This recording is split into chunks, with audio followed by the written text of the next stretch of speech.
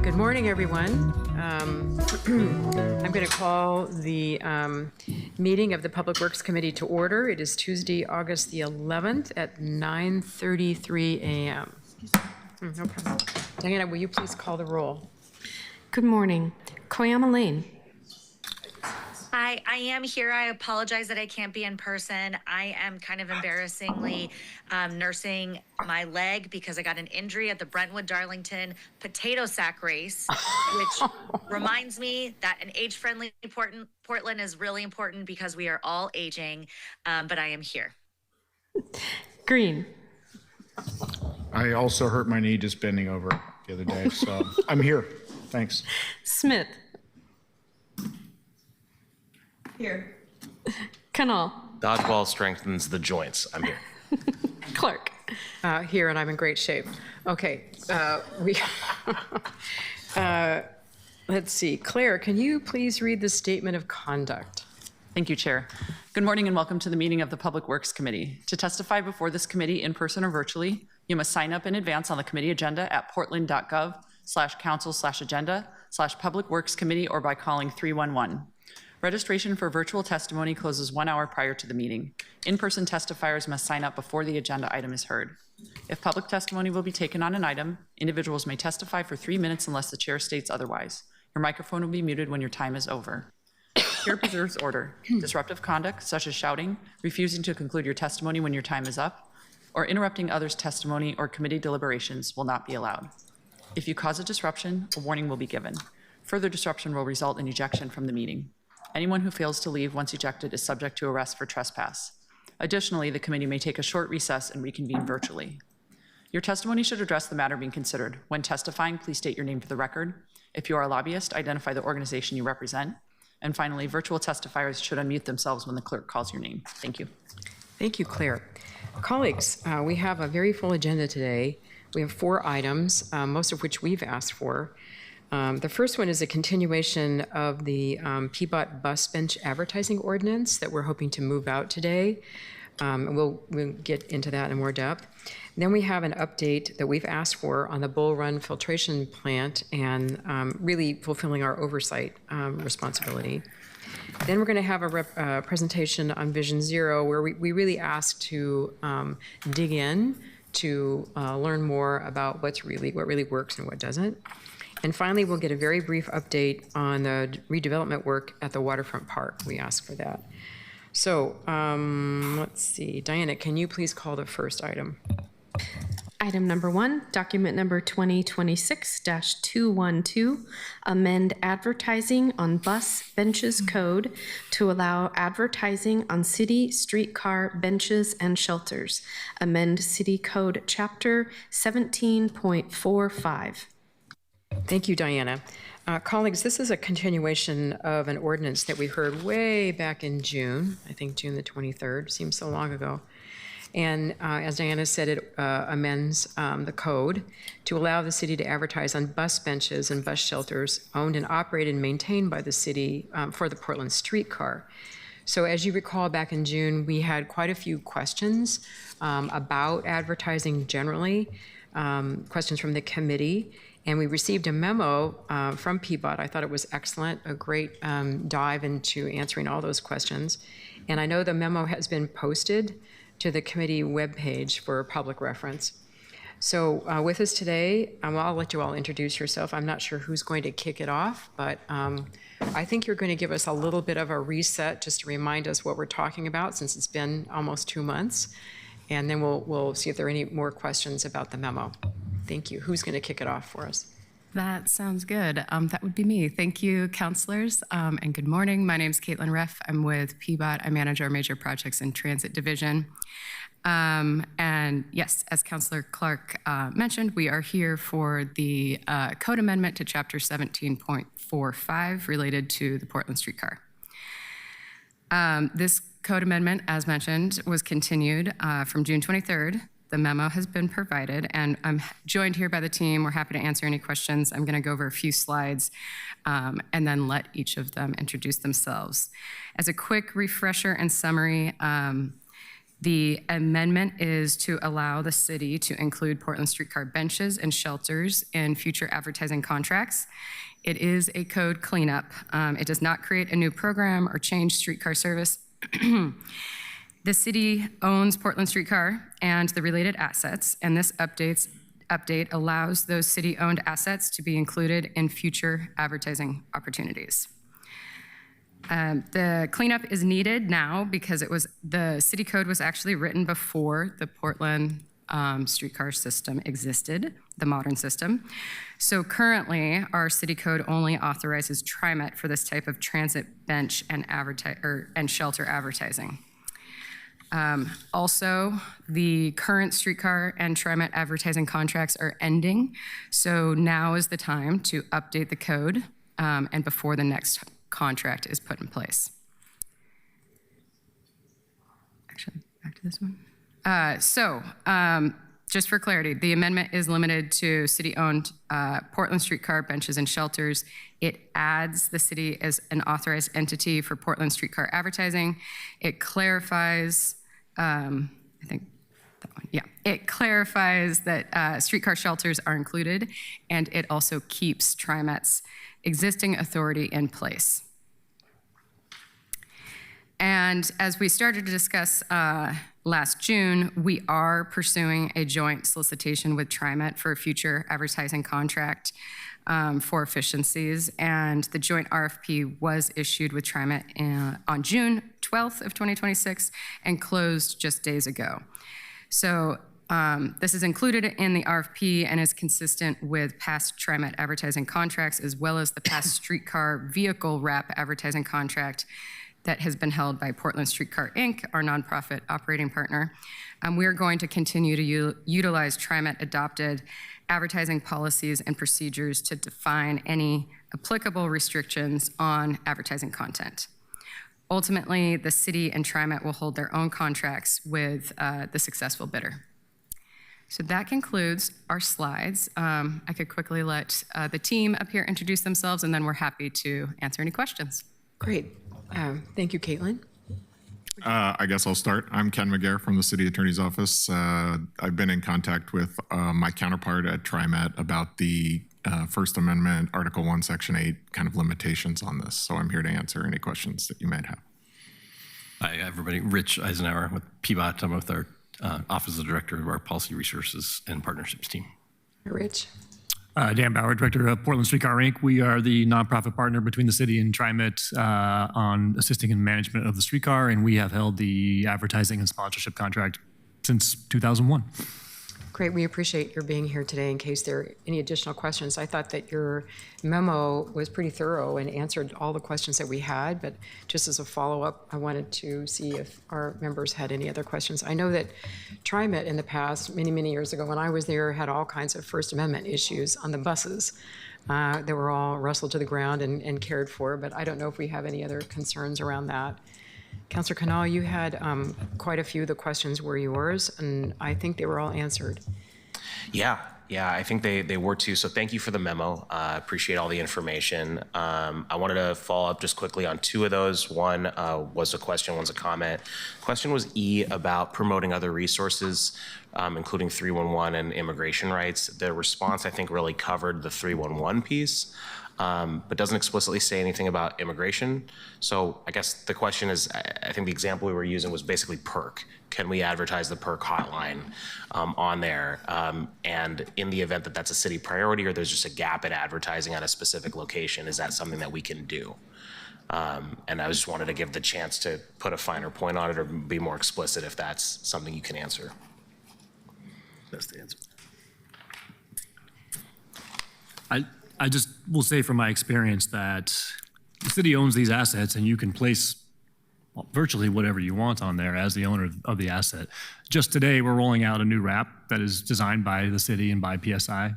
Some of our trains have really poor paint jobs on them, and so instead of just running them around like that, we designed our own wrap, and it's advertising the streetcar system. Dan, you want to explain what a wrap is? I'm sorry, the wrap is when you're wrapping the streetcar vehicle in its entirety with a vinyl wrap. So we have opportunities for that on the horizon. We have several new cars coming into the system that they're branded from somebody else's system, or they're new cars, or they have cars with bad paint jobs. There are a lot of opportunities to do that. I will say this is a revenue generating program. The reason we do this is to make money to run the streetcar. So if the city wants to make this choice to advertise city assets or city programs, that's fine. I think that's great. We just need to recognize that we're probably foregoing a little bit of revenue each time we do that. Yeah, and I think that makes sense to weigh against, but also if there, like I said, if there's a gap in advertising or something like that.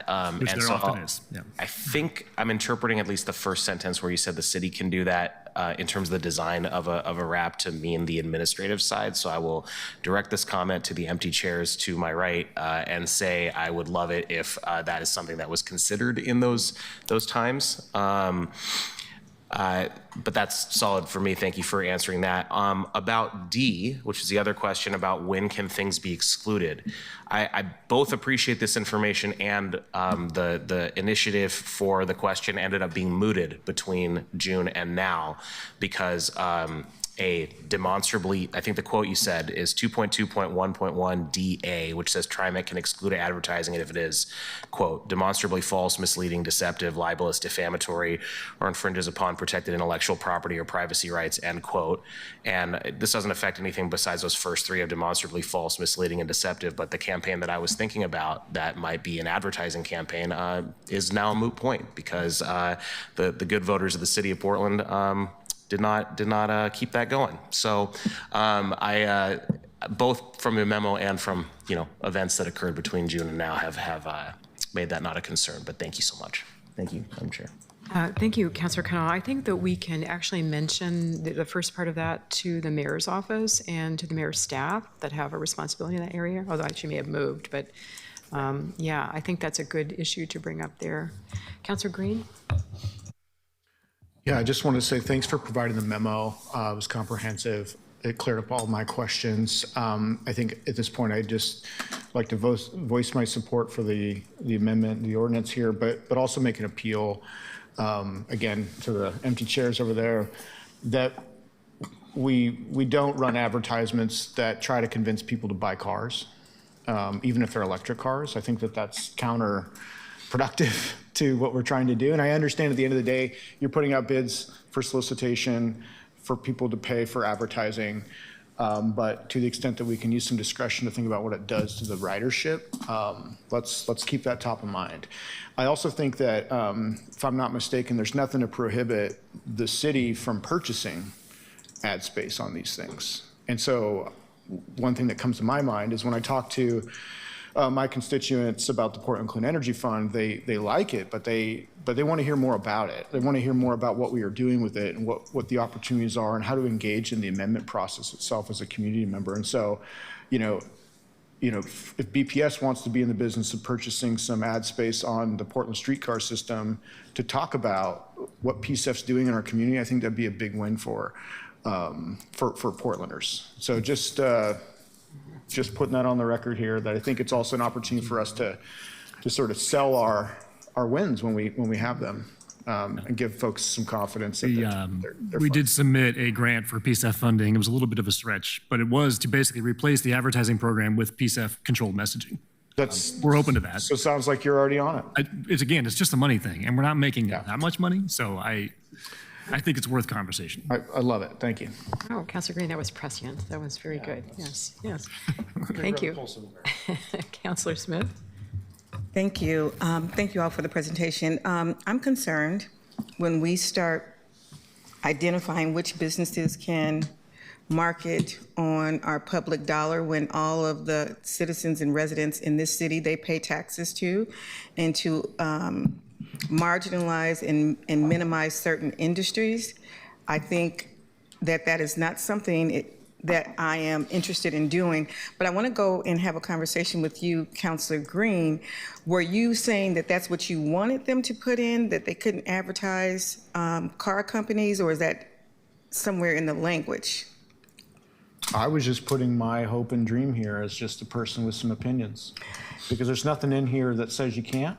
I just think it'd be a big own goal if we were like, stop taking transit and start driving a car for the thing that we're trying to run here. Right, but I don't think that is the messaging that we get from the streetcar, that is just for folks who are only going to use transit.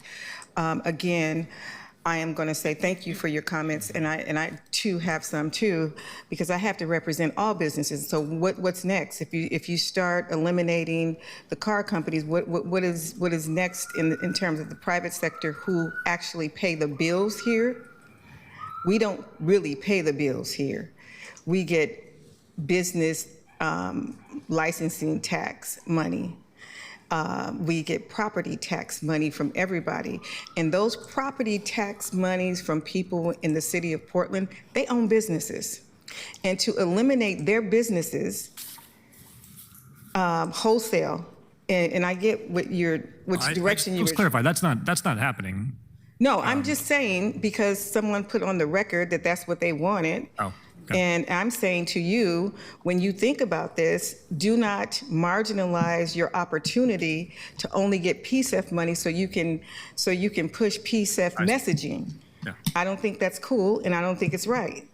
I'm saying that the people in this city who pay the bills, the property tax owners and the business licensing tax people, if we try to eliminate one of them, then what's gonna happen to the rest of the business community? So that will not fly with me if that's your intention on adding some language to this, because it's not gonna fly with me. Because I'll bring in every single business chamber of commerce in here, and they will fight that like nobody's business. And we can't, I mean, I'm sorry, Madam Chair, but I'm not going to allow this kind of conversation without me speaking up. It's and okay. saying something about it. I appreciate people expressing their opinions here. That's what we do. That's what we do. We have to get into the weeds. Fine. Thank you. You bet. Councilor Canal, I think you want to, Yeah. maybe you're ready to make a motion? Yeah, I will at the end, yeah. Three quick things, and then I'll make the motion. First, I agree with Councilor Green completely. PSEF advertising, PSEF is both cool and right. So I'm definitely supportive of that. I would love it to work with Councilor Smith on something, because I agree that parts of the business community should not be excluded. And if you go down, I read 2.2.1.1.DA. If you go down to part F of that, 5 lines below, promotes the sale or use of any Schedule I controlled substance is a prohibited business right now. And marijuana is a Schedule I controlled substance. So Green Muse cannot advertise, Nectar can't advertise, all these different folks, Floyd's, whoever, they can't advertise right now with that text. And I think they pay taxes and they should be allowed to advertise. And I think we should talk about that together. And I would love to work on that. I know you've worked with many of those businesses already, and probably some of my other colleagues have as well. So with that, I will move to refer this item on to the full council with a due pass recommendation and ask for a second. Terrific. Second. Councilor Canal, and seconded by Councilor Green. Is there any further discussion? Great. Will the clerk please call the roll? Koyama Lane. Aye. Green. Aye. Smith. Aye. Canal. Aye. Clark. Aye. With a vote of 5 ayes, the motion to refer the ordinance, document number 2026-212, to the City Council with a recommendation it be passed has passed. Terrific. Thank you all for being here today. And you. thank you for all the work that you put in to answer all the questions that we had earlier. Really appreciate it. Thank you. And thanks to my colleagues for really teasing this out a little bit. Let's see. Diana, can you please read the next item? Item number 2, document number 2026-281, Bull Run Filtration Projects, Owner's Representative and Independent Financial Oversight Panel update. Thank you. Colleagues, we had a great tour of the facility under construction on Friday. It was a little hot, but we all learned a lot. I think you learn so much more by being on site than just getting a presentation here in committee. We learned that there are 400 to 600 employees on site every day. That was remarkable. I think we're spending probably $1 million a day. I think I heard that. We also learned about how the land use restrictions have increased the cost of the project, but we understand that better now. So you're here today because we're exercising our oversight function, and we wanted to hear more about the owner's rep function and the independent financial oversight panel that you created. And I would also add something that I talked to Director Liu on the bus was the hacking that's going on around the country. It's been in the news quite a bit. And I asked her to also address that today, what precautions we're taking so that our system is not hacked and damaged. So with that, turn over to DCA Donna Paul to kick it off. Good morning, Chair Clark, Vice Chair Smith, and members of the Public Works Committee. As Councillor Clark mentioned, we have an important update on the largest and most consequential infrastructure investment the city is making, the Boulder Infiltration Project. And first of all, I want to thank the committee for joining us at the construction site last Friday. Having you all take the time to see the project firsthand, walk the site, and hear directly from the people doing the work is incredibly valuable. And it gives a much better sense of the scale and complexity of what we are building. And I know the Water Bureau team appreciated the opportunity to share the work with you. As many of you saw firsthand, this is no longer a project that exists primarily on paper. Significant construction is already underway, and the scale and complexity of what the city is building is substantial, not just for the city, but for our region as a whole. And I have immense confidence in Director Liu and our Chief Engineer Muriel and the Water Bureau team that is leading this work. They're managing an extraordinary complex project with a tremendous amount of work happening every day to keep construction moving. They're trying to manage risk, control costs, and deliver the critical piece of drinking water infrastructure. At the same time, the project is at an important point. The current program estimate is at about $2.56 billion, and the project has experienced significant delays and cost increases, including impacts associated with the land use permitting process. Given the scale of this investment and its impact on ratepayers, it is also important that we have strong governance and accountability structures in place to support the team and give council confidence in how this project is being managed. At a previous Public Works Committee, we looked backwards to understand why the costs and timelines have changed. And today we are focusing on looking, how do we make sure the city is positioned to finish this project successfully, safely, and with as much cost certainty as possible. And so we are focusing on two important pieces of that framework, which is the owner's representative and the independent financial oversight panel. And with that, I will turn it over to the Water Bureau team for the update. Thank you. Thank you so much, DC Downapal. Good morning, members of Public Works Committee. For the record, my name is Ting Lu, Portland Public Utilities Director. We are very pleased to present to you an update on the filtration project, focus on our progress, owner's representative, and establish of an independent financial oversight panel. Next slide, please.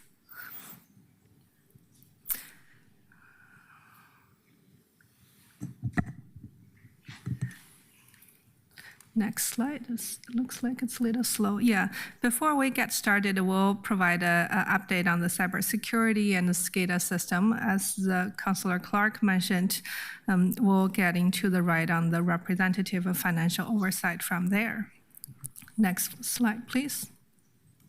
And before I get started, I also want to express my sincere gratitude for this committee's guidance and support. And thank you so much for taking the time on the Friday afternoon, very hot weather, to visit our filtration construction site. Your perspective and feedback are very valuable to our project. As you saw last Friday, we have made great progress on site and is accelerating very rapidly. As of June 30th, 2026, the project is 37% complete, and we are on track to deliver filtered water by September 29.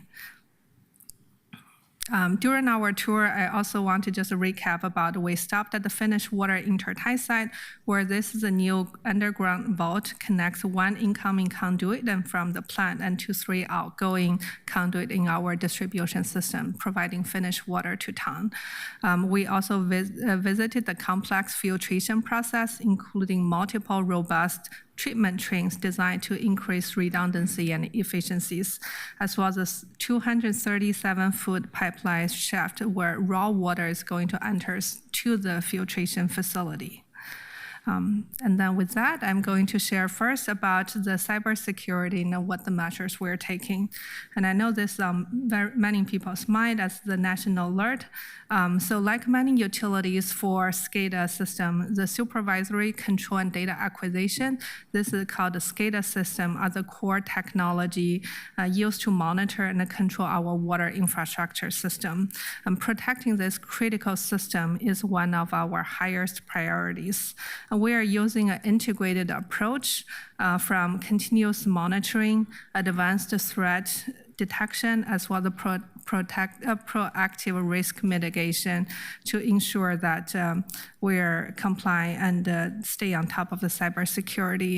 And we maintain a very close partnership with the city BTS, as well as the U.S. Cybersecurity and Infrastructure Security Agency, CISCA, and also FBI to remain aligned with the top industry security practices. And our operators are fully trained with the system here.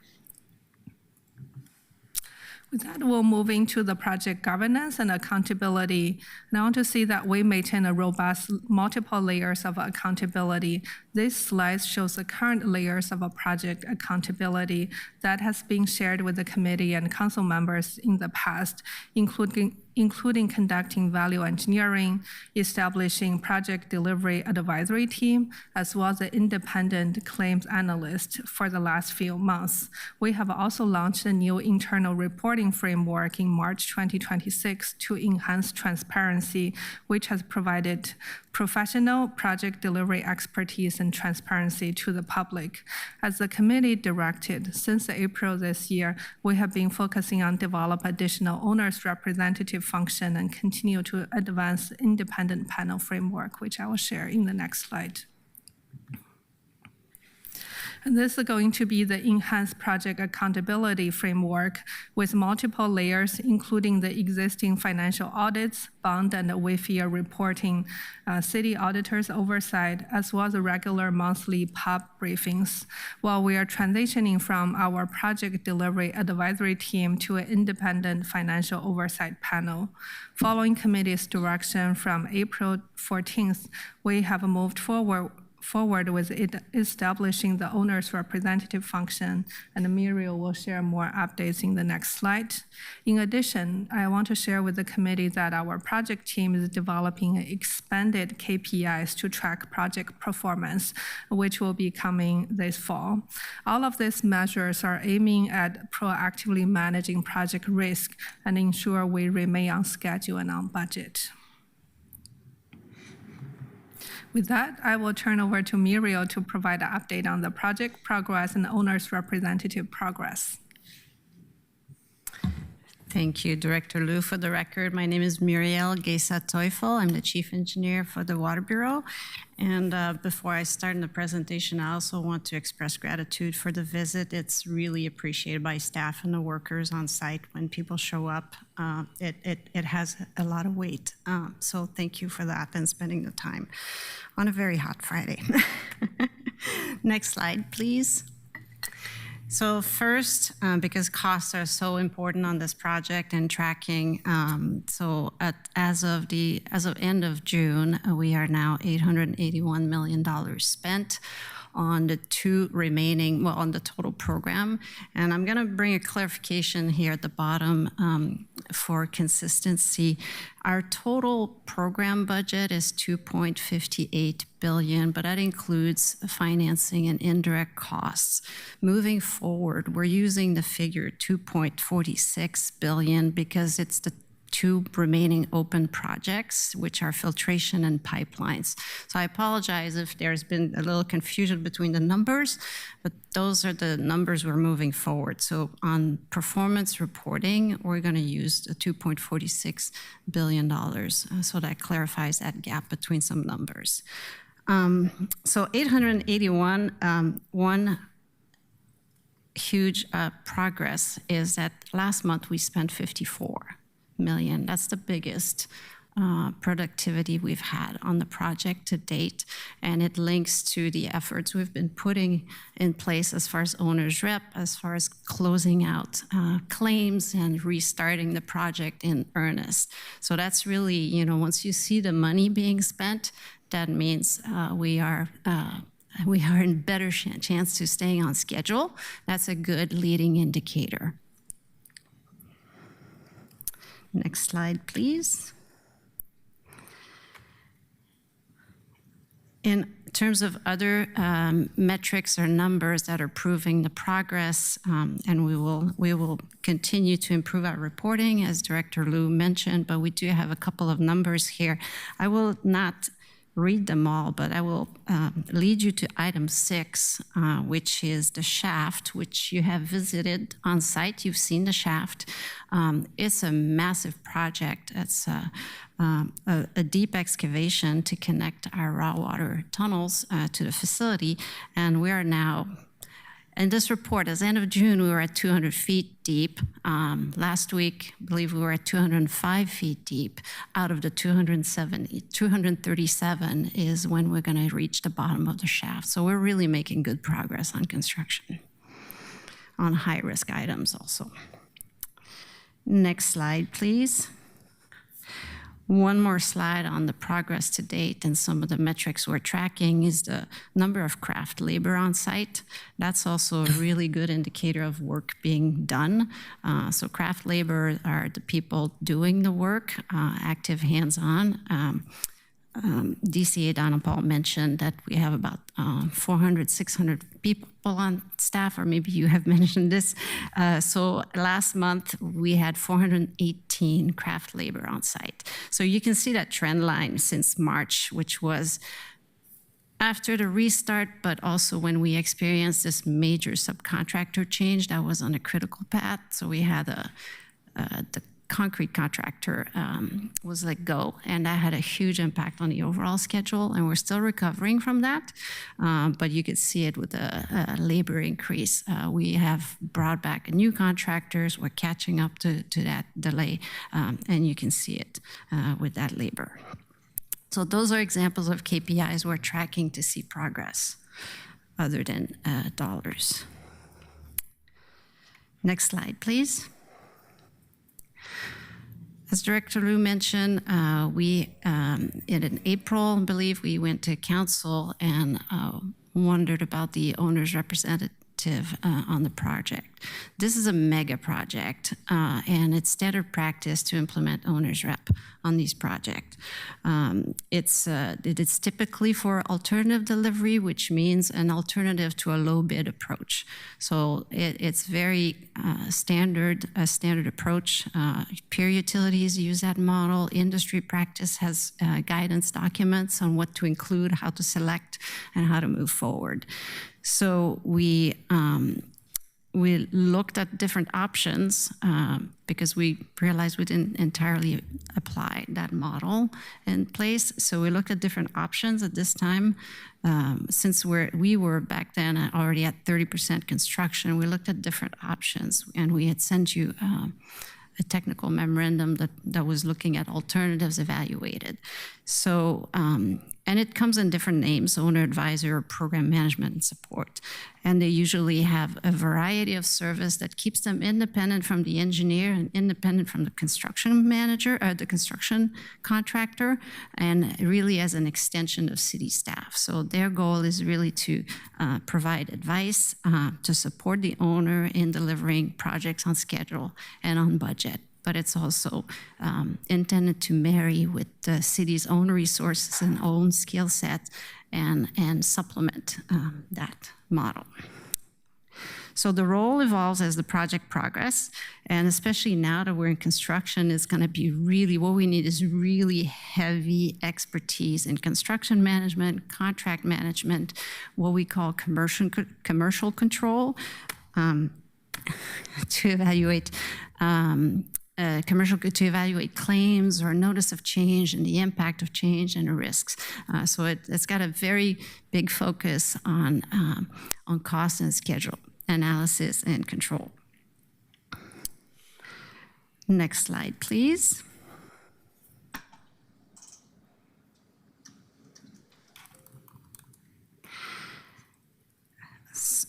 So maybe this is a little bit repeating, but the cost control is a big factor. I believe it's a big factor for us here. And there's many tools utilized for budgeting and earned value, forecasting, scheduling management. We do have some sophisticated tool with a Synchro model that we use for pay application reviews, and also risk management, trying to look ahead. So a big part of the owner's rep role is to be looking ahead and forecasting the risks ahead of us to see how that compares with the remaining contingencies and how we can finish strong on time and on schedule. Muriel, do you mind if we interrupt you just for a second? I think Councilor Smith has a question, wants to dive in a little bit on the owner's rep. Okay. Thank you. It was great to go on the tour last week, too. I enjoyed it. But is it common to have an owner's rep who also is a subcontractor as well? Because our owner's rep has a contract and he's our owner's representative. And so is that a conflict of interest? The owner's rep, so Brandon Caldwell is a separate consultant on a team. They have many subcontracts also to provide support, but they're not constructing and they're not engineering either. But even if they still have a contract they have contracts on the project. So who's going to check the checker?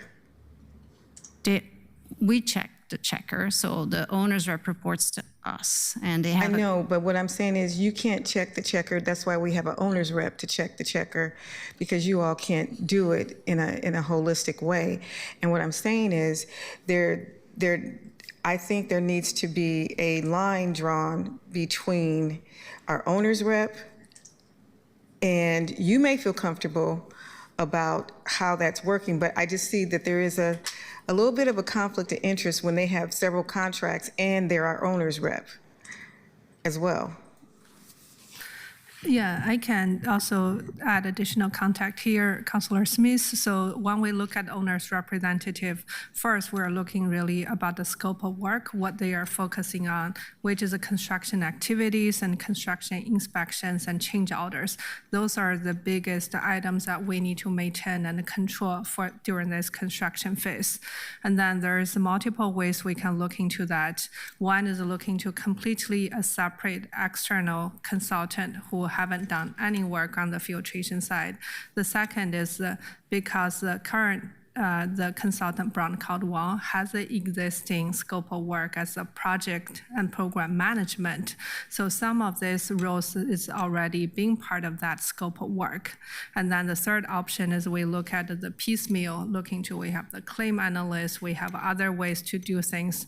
And based on the risk and also the schedule for the construction schedule and also where the project is. So there is a memo we provided to the council members saying at this stage, we recommend for the enhanced owner's rep activity, which is utilizing Brown and Caldwell, but we are holding them accountable for what they are going to do.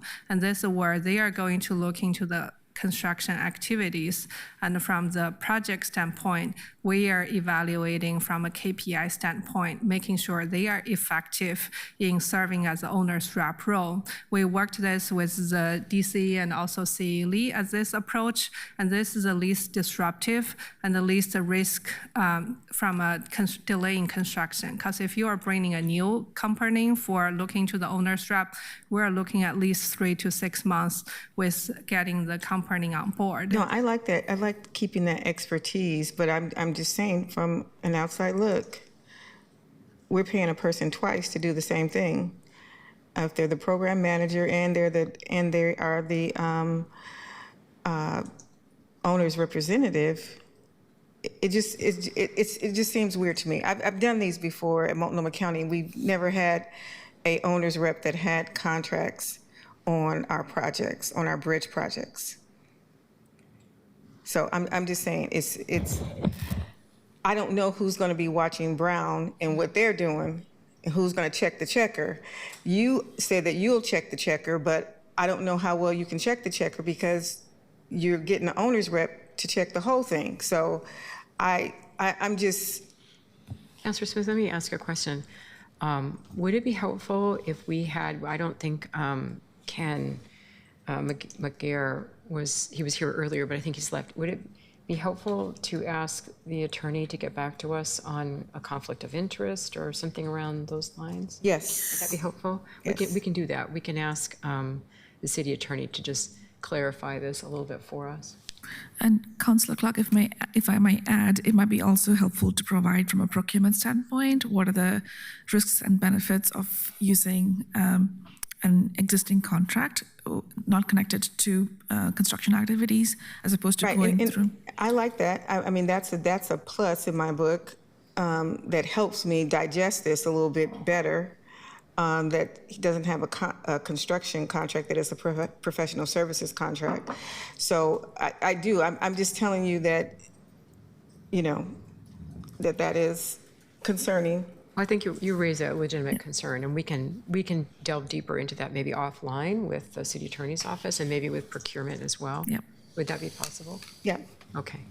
I'm not trying to hold up anything or anything like that. Just know, I just wanted to No, it's see legitimate. if Legitimate that was question. common, because I haven't known it to be common on any of the projects that I was on at Multnomah County. We did a couple bridge projects, and we had a totally separate owner's rep. I think we also heard that this came in rather later in the process. We didn't have an owner's rep in the beginning. This is a switch that we made. It came in a little late, and we didn't want to take the extra time, is what I heard you say. So we'll come back to this. I think Councilor Koyama-Lane may have a related question. Is that right, Councilor? I can wait. I can wait till the presentation's done. Okay. Okay, thank you. Great. Thank you so much. Sorry, Muriel, let's proceed. No problem. I'd be happy to help with clarifications. So the functions we've added here are cost control, so overall program cost control, schedule management, risk management, progress, and then progress reporting. And what we did really is adding expertise that was new to the project, so within Brown and Caldwell, but new to the project, that we hired them to provide these functions. And the intent really is to improve predictability, identify issues and trends early, and support corrective actions, and just increase stakeholder confidence through transparency and transparent reporting, and ultimately reduce surprises so that we can finish on time and on schedule. Next slide, please. Some of the positive trends we've already seen to date is we reached agreement on the construction costs and schedule impacts that resulted from the land use related delays. We've added 198 days to the scheduled milestone for the filtration facility. And what that really does is that it helps establish a new baseline that we can report on. And that's how we can negotiate other change. So that was a pretty big milestone to reach. We've agreed to the cost of the suspension as well, both retrospective and prospective. And again, this allows us to clean the slate and move forward with the remaining risks and negotiate them as they show up, but not with these other risks, unresolved risks. We've also made good progress on tunnel work, so sometimes risks happen. In this case, we have significant tunneling activities where we had limited geotechnical data due to limited access or no access to the site prior to construction. You can see a picture here of the boulders encountered during tunneling, and those had not been expected, and it impacted the productivity of the machines. So working together on mitigating that risk, we essentially agreed to spend $3.5 million to mitigate a $15 million risk that would have been incurred had we not do anything. So this is an example of looking ahead and mitigating forward to minimize the risk to the city. We also have good improvement on reducing backlogs. Those are all activities and things that we had started seeing that were possibly the cause of delay.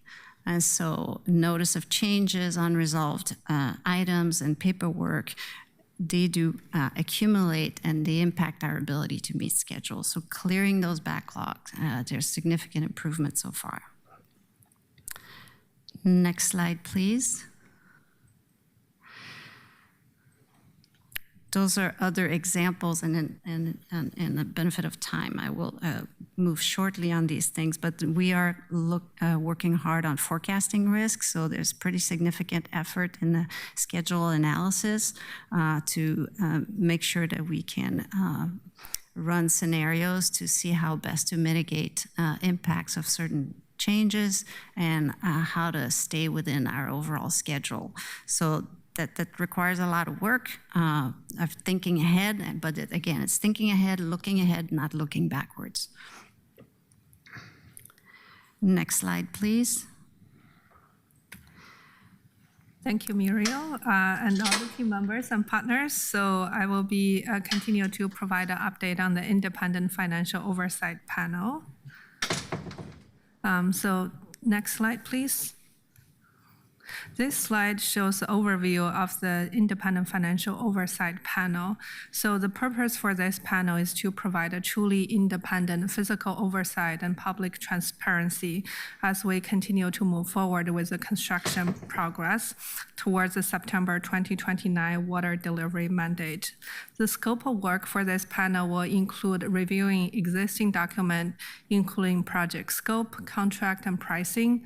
What we will be looking for the experts and the feedback on assessment is regarding change management practices, monthly project updates, and risk mitigation practice, cost avoidance, and how can we proactively managing this project moving forward.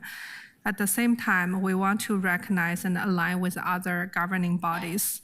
For instance, Portland Utility Board is a key role as part of the community-focused utility budget review. We'll look for transitioning 1 or 2 PUB members from the project delivery advisory team PDAT to the panel once the PDAT conclude in October 2026. This will also ensure that institutional memory while we are beginning a fresh, independent technical perspective. This panel will report to the director with findings shared directly to the PUB, city, and council members. Next slide, please. So this is showing the recruitment timeline and the process. We're looking for 5 volunteering members, including 1 to 2 members transitioning from the PUB board. Recruitment will take place through August and September timeframe. Given the technical complexity of the project and our focus on financial oversight, we're targeting professionals in public works finance, construction management, large capital project delivery to provide that rigorous review for the project cost and accounting documents. Next slide, please. This shows additional details about desired qualifications and candidate profile. We're proposing to target qualified peer volunteers who bridge the community perspective with the technical auditing. Since this is a truly independent panel, the best way to identify qualified peer volunteers and ensure this is an unbiased oversight is going to be volunteering perspective. And panel members will disclose all relevant financial interest. Members are prohibited from having current contracting relationship with the city or any contractors associated with the project. Candidates we're looking for that will be regional peer volunteers in the Pacific Northwest with hands-on mega project and capital accounting experience. They will bring that independent technical expertise without financial ties to the city or the Water Bureau. Next slide, please. So this shows you our planned outreach and recruitment strategy, which will focus leveraging regional industry associations, direct executive outreach, and also trade media to attract qualified, non-conflicted candidates. We're going to targeting utility leaders, project managers, financial construction professionals with deep expertise in mega project, schedule risk, capital accounting, coordinating candidate selection closely with the city CFO's office as well. To reach top talents, we're going to engage networks like Pacific Northwest AWWA and some of the water associations, while also conducting direct outreach to non-conflicted executives from peer regional utilities. And then we'll also having dedicated landing page and application portal on the Bureau's public website. There will be formal press release and as well as the public Rose City Connection e-newsletter to announce this recruitment. So I'm looking for any additional feedbacks regarding this recruitment strategy. The last slide is showing the recruitment a timeline implementation timeline. Next slide, please. So we're planning to launch this recruitment in August 2026, followed by a candidate screening in mid-September, and having PUP members transition in mid-October once the PDAT formally close here. Onboarding is planned to take place in October 2026 with regular monthly cost and risk evaluations beginning in November. So this will be annual work from November to September, and we'll provide the monthly update to the committee and council members, as well as upon the annual assessment, we'll look for what the committee and panel will look like for the next year. With that, before we start the Q&A, we also have this area overview at the next slides, which captures the full scale of the current site activities, and we would like to show you for.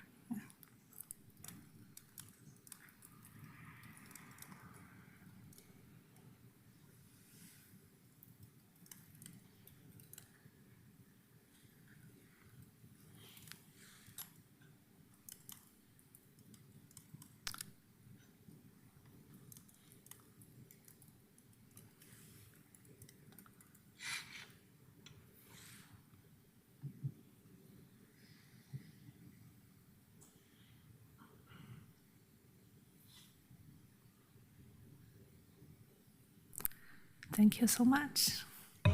Thank you. Thank you very much for the presentation. I know we have a lot of questions. I'm very impressed by the degree that you've zeroed in on oversight. I really appreciate that. And I appreciate the update on the oversight panel. I know some of us may have some suggestions of names. For me, especially from having built light rail systems, there are some great people in this community that, nothing this big, but there's a lot of expertise out there. I don't know, I don't foresee how, you're not compensating these people, so is this something that in the industry people do between utilities for each other? Is that common? Yeah, I mean, from an independent perspective, like a Blue Ribbon panel or things, it's to maintain objectivity. There is just a volunteering. It's the best way from that unbiased perspective. That's good.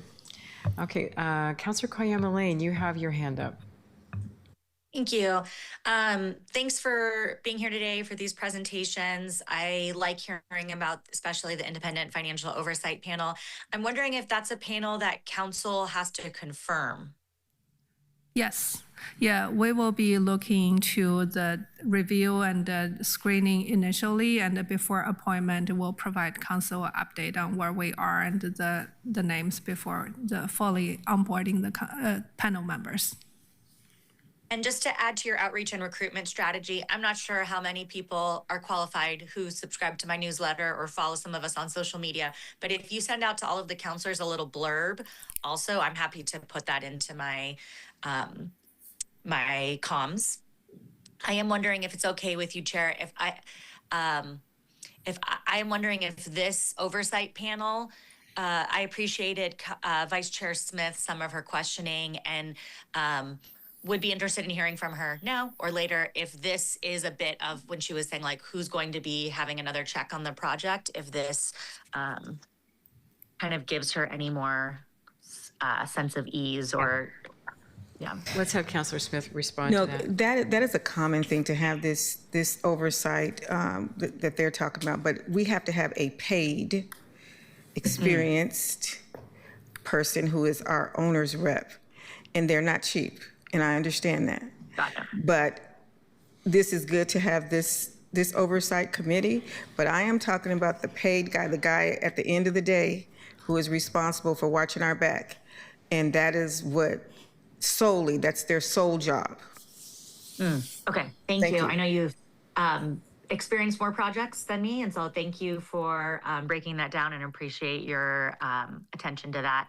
I'll say I want to thank the Water Bureau, One Water, for working on how can we build accountability, public accountability, have it be public of public dollars, have that be built into this very big. Sorry, can you guys see me okay? Hear me? We Okay. I think it's really important. We are hearing a lot about, concerns about transparency, cost controls. So I appreciate that there is work in this area. There's thoughtfulness, and just want to make it abundantly clear to the staff that, members of the public really are hurting, and rising bills are a huge concern for many households. And so, my expectation is that costs are managed, that the Water Bureau is actively working to think about strategies to not only manage costs, but also to be reviewing rates and how they impact constituents, and that we're continuing to examine how we can be making Portland more affordable for everyday Portlanders. And I'm wondering if you can speak a bit to how rate design connects to this, or what that timeline is, if that relates at all. I think hearing about that could be helpful. I think, Councilor Creamline, that's opening up a whole nother can of worms here, or another issue. It's important, but I think, and we can come back to that. Today was really just to look at the oversight and cost controls. I appreciate you mentioning that, but I would just suggest that maybe we come back to the rate design and rate control a little bit later. I know Councilor Green has a big interest in that topic as well, but is it okay with you if we take that up a little bit later? Yeah, I also just know starting July 1st that Ting has been part of leading kind of a rate design, like looking into that. So I think if at some point we can hear how that's happening alongside this, I think that would be really important. Excellent. Councilor Green, do you have any comment on that? I know you're working on that. Yeah, I mean, I think it's a relevant question. And I understand that we could get deep into the details, but I think what we need to hear is, because the rates are going to be a function of the cost of this project. And so the rates that we've already talked about, that we've already communicated, that were a function of what the bonds that we issued, assume that we don't have any cost escalation. And so it's going to be really important to kind of connect these pieces. That can happen at a different meeting, and we should, but I just wanted to, because I was actually going to ask some questions that are similar. So I think it's germane that when we build this oversight panel, that we are putting people on it who understand that their job is to make sure that we're controlling costs so we can control rates. I think that's kind of, Councilor, is that your interest in making sure we're Exactly. not? Yeah. Yeah. Terrific. I think we got the point across. Did you want to say something, DCA? Yes, I just want to quickly, with respecting the time here, the Water Bureau takes the rate design and rate conversations very seriously, and Director Liu and team are working together, and we look forward to coming back to the Public Works Committee to share more details on that. And that being said, relevant to this conversation, I know the Water Bureau is using a wide range of tools to help achieve with cost control for this project as well, including value engineering, financing strategy, risk identification, and risk mitigation that was discussed in the previous Public Works Committee presentation. So I want to make sure that we mention that as well. And I also want to take the opportunity to address a comment that Councillor Smith made. The contracts for the program management and the owner's representation are not two separate contracts. They're not going to be paid twice. It is just an amendment to an existing contract. So it is just an extension of scope of the existing contract that they have. That being said, we hear your concerns about who's going to check the checker and whether there's going to be conflict of interest, and we can get back to you with the City Attorney's recommendation. Thank you, Chair, and thank you, DCA Donna Paul. That's kind of what I was hoping to hear and give you a chance to say. Can I ask one last question, Of course, Chair? sure. I'm wondering, when we look at the costs, there was a slide about how much has been spent. if we have a number, if we know how much of that is because of delays or lawsuits or the slowing down, not trying to point any fingers, but I am curious about how much cost has been added on because this has been delayed. Do we know that number? Or is that number we can get? Yeah, we currently have change orders and amendments in progress, and they total 202 million. That includes construction impacts and that includes support cost impacts. So we're extending everybody's contracts as a result of the delays. So that's people tending to construction. That's our own time, staff. So those are the amendments. They include, they're not all related to the delay, but the major portion is associated with the delay, and those costs were all included within the amount that we asked council last spring for the $450 million increase in associated bond sales. Those were covered in that amount. You say 202 million? That's what I said. And that's as a result of the delay. And then there were other pieces that came with that, and we experienced some of those, the slow speed, the limit on the number of, I guess, vehicles, the limit on the hours that you can work. There are a lot of constraints that have increased the cost as well. Am I right on that, Thank Muriel? you, Councillor Clark.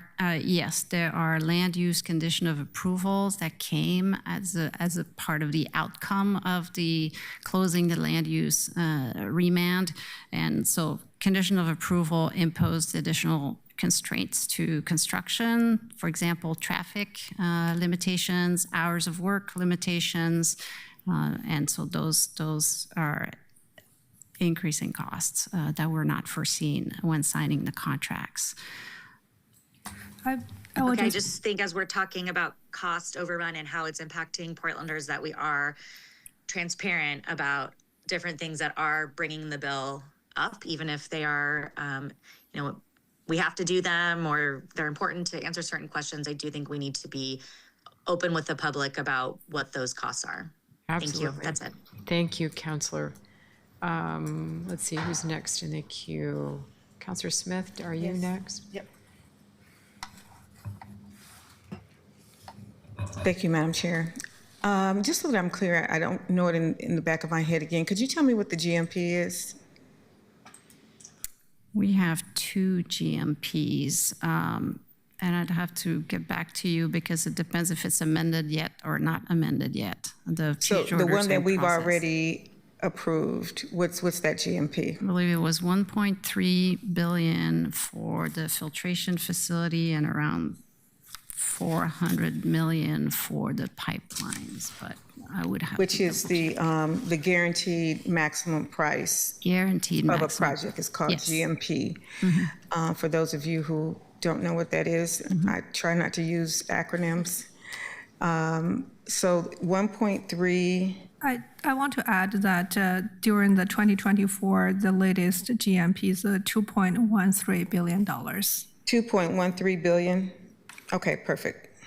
Thank you. Thank you, Councillor Smith. Councillor Green. Yeah, thank you. Just briefly, I like what I'm seeing with the kind of process you've outlined for recruiting and just building this independent oversight panel.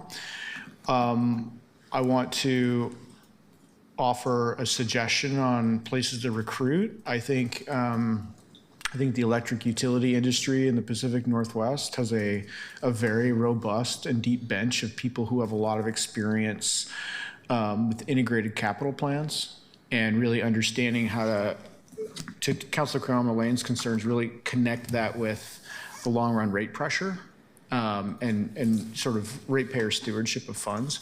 And so local organizations would include the Public Power Association, which is a trade association for municipally owned public utilities who are customers of the Bonneville Power Administration. I've sat on the other side of the table from these organizations who have critiqued my rate proposal and my analysis and method, and I know they've got the stuff, and they've got an interest in kind of public stewardship of funds. And so that's one org. Northwest Requirements Utilities as well. These are all boards of folks in their public service or civil servants. Northwest Requirements Utilities tend to represent the really small, tiny utilities in Oregon and Washington. They might also have just a vested interest in the Water Bureau, because they might also serve electricity to some of our wholesale customers on the water side. So I think there's just an opportunity there to kind of look locally at some of these trade associations and see if they'd be interested in having anyone apply to be on that panel, even though their book of business is not water utilities, but electric utilities. They have the same problems that we face. Thanks. Yeah, that would be great. We're providing additional follow-up on the blurbs and for other council members. And feel free, if you have any association, we can reach out, and I would love to hear that. Thank you, Councilor Green. I'm going to intervene here and let myself ask a couple questions. So I'm going to go down to the 5,000-foot level and some really simple questions. Can you explain to me what the city auditor's role is through the project, or is it at the end of the project? The city auditor's office has always been selecting large project as part of the audit. Because of the nature of the filtration project, this has been selected for the last couple of years as being always part of the audit. So it's going to be the audit for next year as well. So they're following through monitoring the entire construction process? Is that what's happening? They are monitoring from more of a higher level project or accounting kind of a level, not directly on the construction activities side of things. And when can we expect their audit report? Yes, we can provide that link to you for the past reports. When you think the next one is one of the prospective one? You said next year, or? I need to check on the schedule when they will be done with their report, but we can provide the existing ones and follow up on the new schedule. That's great. Thank you, Director Ting. This is a very small issue, but you mentioned the concrete contractor, that you had to change contractors. We had a problem at Darcel Plaza with a concrete contractor. I just wonder what's going on with that industry. Can you say anything more about what the issue was with the concrete contractor, or is that privileged? It was quality issue, if you want to put it in a big bucket. It was quality issues, and they were let go, even though we were right on the critical path. So it was a major impact to construction. It's the same issue that slowed down the opening of the Darcel Plaza, by the way. And a question on the boulders that look like a dinosaur egg. Are we when we come across those boulders, what do we sell them? What do we do with all those boulders? I don't know. I could follow up on that. There's probably a market for those rocks. Mm-hmm. Okay, Councilor Canal. Thank you, Chair Clark. So as we get to the panel, I had a couple questions here. 5 seems to be the standard. I know we do that for the Parks Levy. Why is it 5? It seems like if the point is to have a diversity of perspectives, that a larger number makes sense. Is it difficulty of recruitment, or is there another reason I just don't know about? That's just the typical process, and to ensure that there is an active discussion and engagement and providing feedback for the project on a timely manner. And also it's numbers at 5 versus 4 or 6. So sure. Yeah. But I mean, is there a reason it's 5 and not 7? I understand the odd number issue, but. Right. We can look into that. I think because of the numbers and things, and that we are open if we have more qualified expertise. But I think beyond 7 will be probably too big for the panel to having that discussion and engagement. But we can look into that structure and numbers there. Thanks, and I'd obviously love to see at least one of the people on it, whether it's 5 or 7, be from District 2. In terms of information access, what's the plan? How do you intend to get this panel the information they need? I'm noting that, and this has nothing to do with Public Works at all, but there are other parts of the city that commission audits and then don't make that available to anybody else. So I'm trying to understand, how does the information that you have about what's going well, what's not going well, how does it get to them? Do you have a plan for that? Yes, we are in the active process of developing the plan here, Council Canal. So, it's based on the scope of work, what they are going to be focusing on, and what are the things they are going to delivering. And then based on that information, we'll be compiling all the project background information, and as well as having a dedicated 2-day, probably going to be orientation for them to understand the project before they jump in and having that active discussion. And we will be having dedicated resource from the Bureau to support as part of this, serving and supporting the panel as well. So there will be additional details about this information as we move forward. Okay, thanks. Yeah, I think the main thing I'd be interested in knowing is the direct access to the data and financials, not to the narrative around it. I think, again, looking at the seats that are empty to my right, we have a challenge at the highest levels of the city with narrative as opposed to spreadsheets being provided. I know that doesn't exist that problem does not exist in Public Works, so I'm mostly encouraging you to keep doing what you do well. For the folks who serve on it, will there be stipends available? Of course, that's going to be one of the first orientation to be a part of the site visit. Great. And then I would just ask, as you develop the particular mechanism by which people, apply, designate interest, however you decide to do it, just to share that with our offices so that we can help boost and get folks out. I think obviously there will need to be some industry expertise on the panel, but every now and then it is nice to have folks who don't have that expertise, but just are coming at it as a ratepayer, coming at it as a person who experiences the end goals of it. And I think we can help a lot with helping to circulate those opportunities. Yeah, thank you. Thank you. Thank you, Councilor Canal. And perhaps there will be an openness to expanding that to 7 as a possibility so that we can include more of a person on the street. Thank you. I don't see any other hands up. This has been terrific. I'm very confident in the work that you're doing. I feel really good about it. And seeing it firsthand was very meaningful. But we'll have you back to talk about the next iteration and the Oversight Committee, perhaps later in the fall, I think. I don't know where we're scheduled right now, but we'll look into that. But thank you so much for all the work that you do, everything that you've had to put up with out there, the delays that have cost us so much, both from the worker standpoint as well as the city and the cost standpoint and the contractor. So thank you. We'll have you back, and we always appreciate having you here. So thank you very much. Thank you. Thank you for your support. Diana, can you please read the next item? Item number 3, document number 2026-282, Vision Zero Data Analysis and Intersection Safety. Thank you. Colleagues, I hope we're okay plowing through. If we need a break later, let me know, but I think we can do this. I had asked that we have a discussion of Vision Zero. I know it was in the Committee of the Whole very recently, but what I would like to do today was really have a deeper dive and get a better sense for what works and what doesn't. Where do we get the biggest bang for the buck in Vision Zero? So that's why I scheduled this today, to really go in a little bit deeper. So Director Williams, would you like to kick off this conversation? Welcome. Thank you so much. Good morning. Good morning, Council, Vice President Clark, and members of the committee. For the record, I'm Millicent Williams, Director of the Portland Bureau of Transportation. I appreciate the opportunity today for PBOT to share more about the Bureau's Vision Zero program.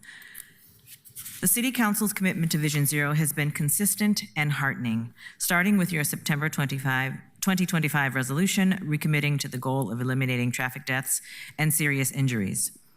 This resolution also ensured that the commitment to Vision Zero is not PBOT's alone and acknowledges that a number of bureaus and partner agencies all have a role to play in advancing Vision Zero. That said, we recognize that the Portland Bureau of Transportation is the entity that often provides the most visible realization of what Vision Zero translates into from an infrastructure and policy perspective. I want to thank you not just for that resolution, but also for your very recent work on the No Turn on Red ordinance, which will help us to continue advancing a key intersection safety tool. Today, we are here to share more about PBOT's role in Vision Zero.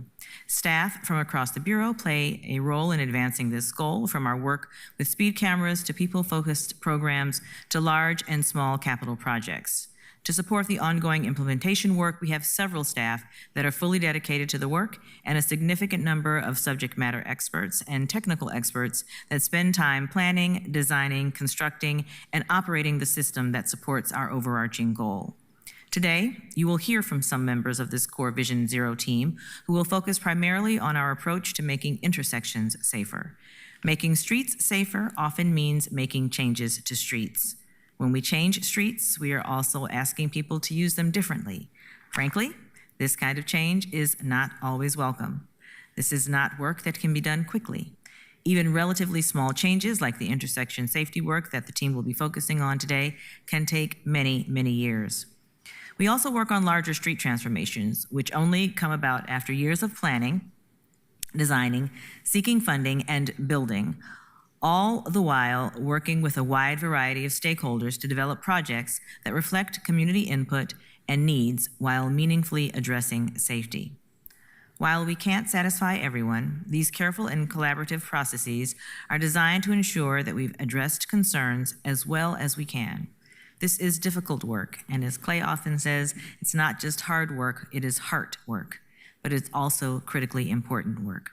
So again, I want to thank you for the support of this council, that this council has shown, and I will now turn it over to City Traffic Engineer Wendy Cawley and Vision Zero Section Manager Clay Veka. Thank you, Director. Good morning, councilors. I'm Wendy Cawley, City Traffic Engineer for PBOT. And good morning, I'm Clay Veka, Vision Zero Section Manager for PBOT. Thank you for having us here today.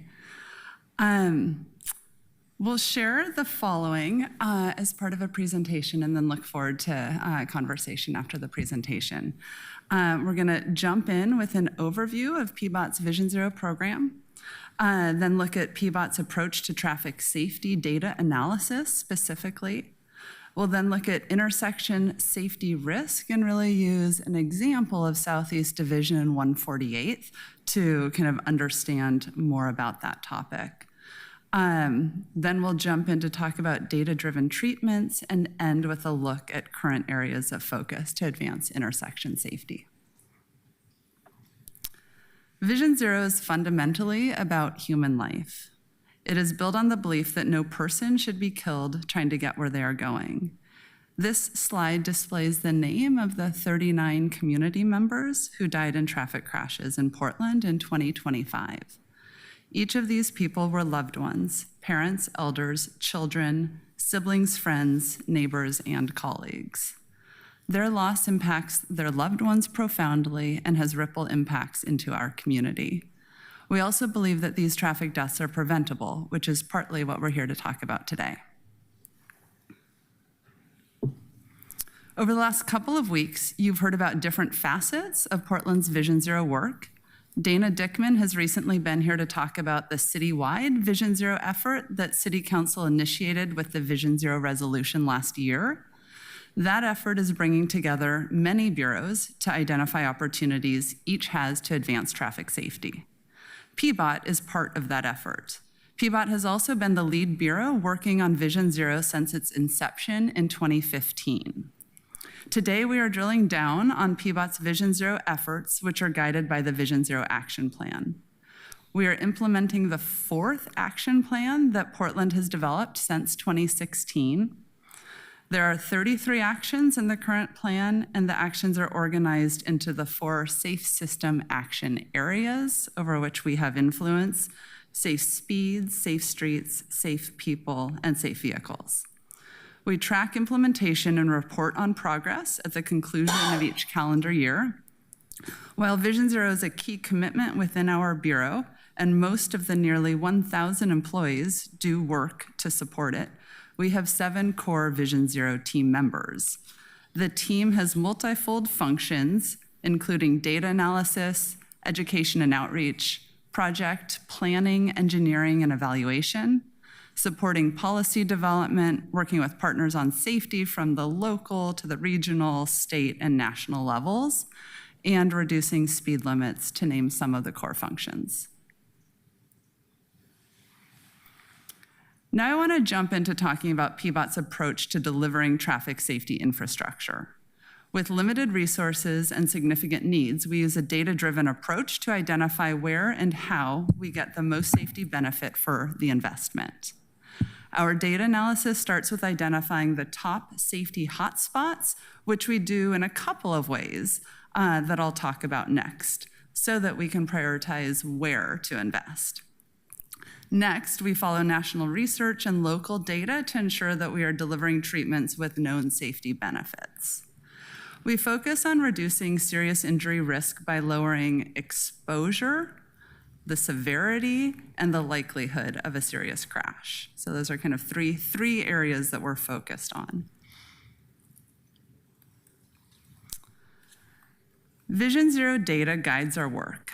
A key data source is statewide traffic crash data, which ODOT collects and publishes. It is comprised of police reports and self-reporting. PBOT then takes that data from ODOT, geocodes the data, and analyzes it in 5- and 10-year ranges. We use the data to identify the highest injury hotspots in the city, looking at the data in a few different ways.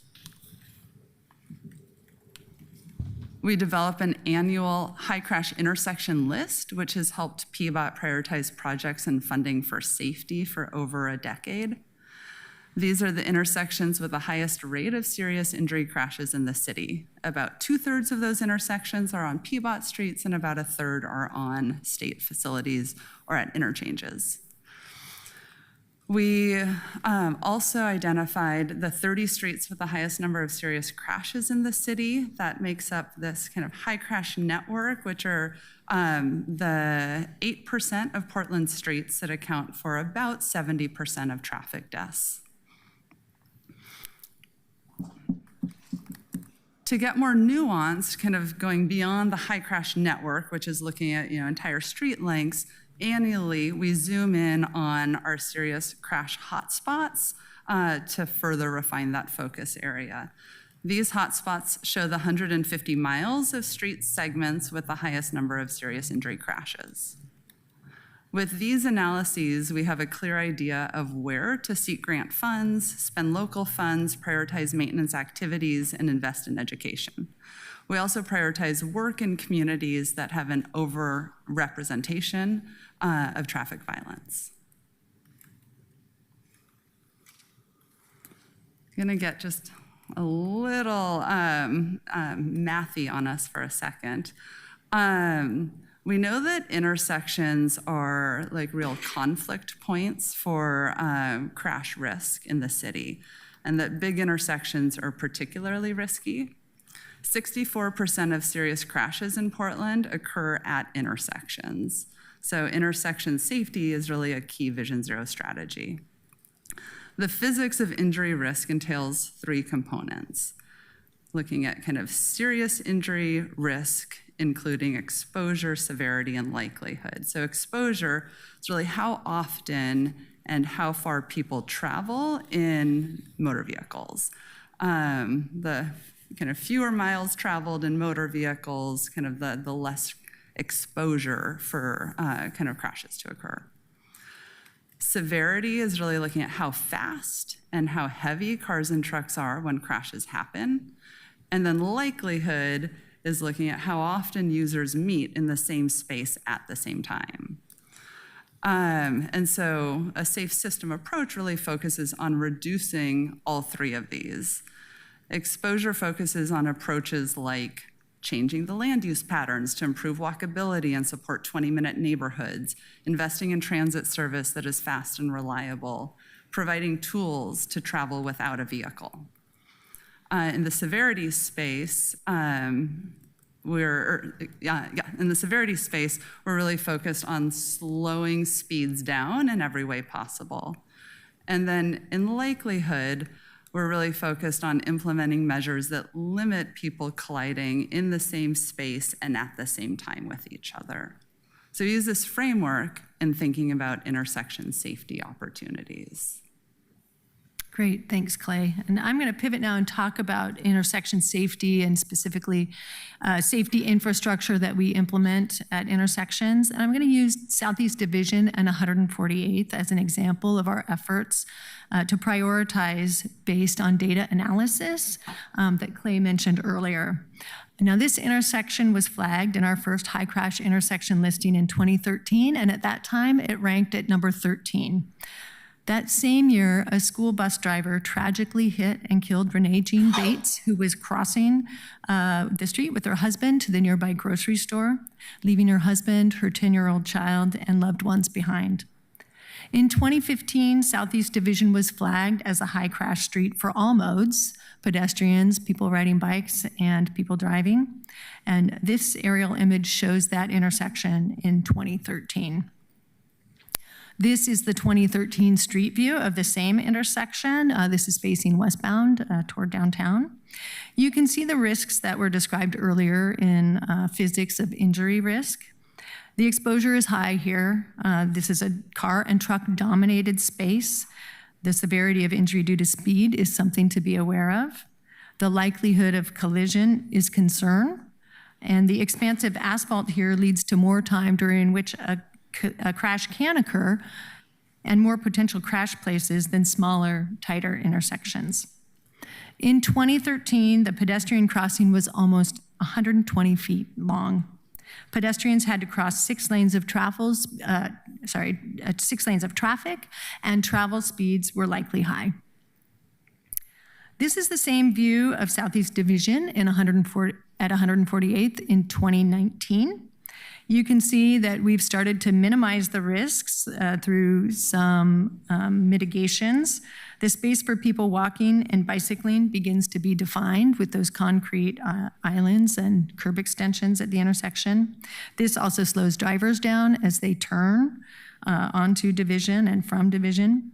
Collision opportunities between all modes are reduced with fewer travel lanes, shorter crossing distances, and more protected bike facilities. Its ranking on the 2019 high crash intersection list dropped to number 47, so we're already making progress there. The next slide is a westbound view of Division and 148th in 2024. At this point, this intersection design has minimized serious crash risks. All of the pedestrian crossings are shorter. This particular one was 120 feet long. It's now 45 feet long. That means crossing times for pedestrians have reduced from 35 to 40 seconds to 13 to 15 seconds to cross the street. So we've seriously limited exposure for pedestrians. There is physical protection and markings for people riding bikes. The street design is slower with narrower travel space and tighter turns, making slower turns for vehicles. We have high visibility markings for pedestrians and people riding bicycles. And you can also see, though it's hard in this slide, I have another slide later, but you can see that the signals have been upgraded, including separate phases for different modes for bicyclists, transit, and drivers. The signal heads are more visible. We've restricted some movements, including no turn on red. And at this point, Division and 148th has dropped now to number 65 on the high crash intersection list.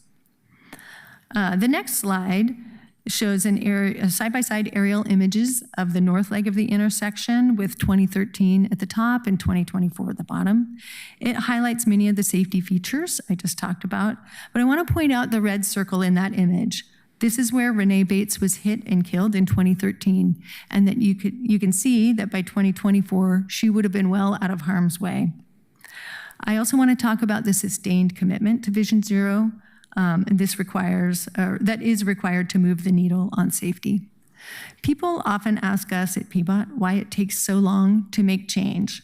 Portland, like most U.S. cities, built up a lot of infrastructure with the intention of moving cars quickly and generally providing priority for car movement over the movement of people outside of cars. I also want to point out at a location like Division and 148, this was much more rural as we were developing infrastructure back in the 60s and 70s. This wasn't even part of the city of Portland at that time. It was county and less dense. That, as things change, we need to relook at our infrastructure and start making some of the changes that you see that we've made here. We're now redesigning our streets to move people safely. However, this transformation does take time and funding, and it involves significant change, which means we often have to move slowly and work through changes with community. Taking a layered approach and starting with things we can do today and moving toward a more significant design change is one way to start making progress on our safety goals. This also gives us time to budget for the larger projects and work with communities to ensure that the project not only meets safety goals, but meets community goals. This intersection is an example of incremental changes that started small and then became significant. Each change brought some safety benefit and gave us time to seek funding, develop designs, and work with community on the change to come. I want to talk a little bit more about the signal safety improvements that I mentioned earlier. Today, the signal at Division and 148th, and many of the signals, or most of the signals along Division now, is much more advanced than it was a decade ago. The signal prioritizes buses, pedestrians, and bicyclists, and separates users. We have bus priority here. You can see, maybe you can see, there's a specific signal for buses. We have bike separation with a separate bike phase that you can see on the far right there.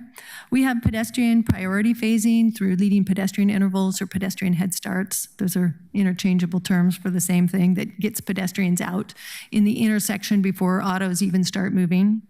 And we also have a no turn on red sign here. Also, the signals are more visible.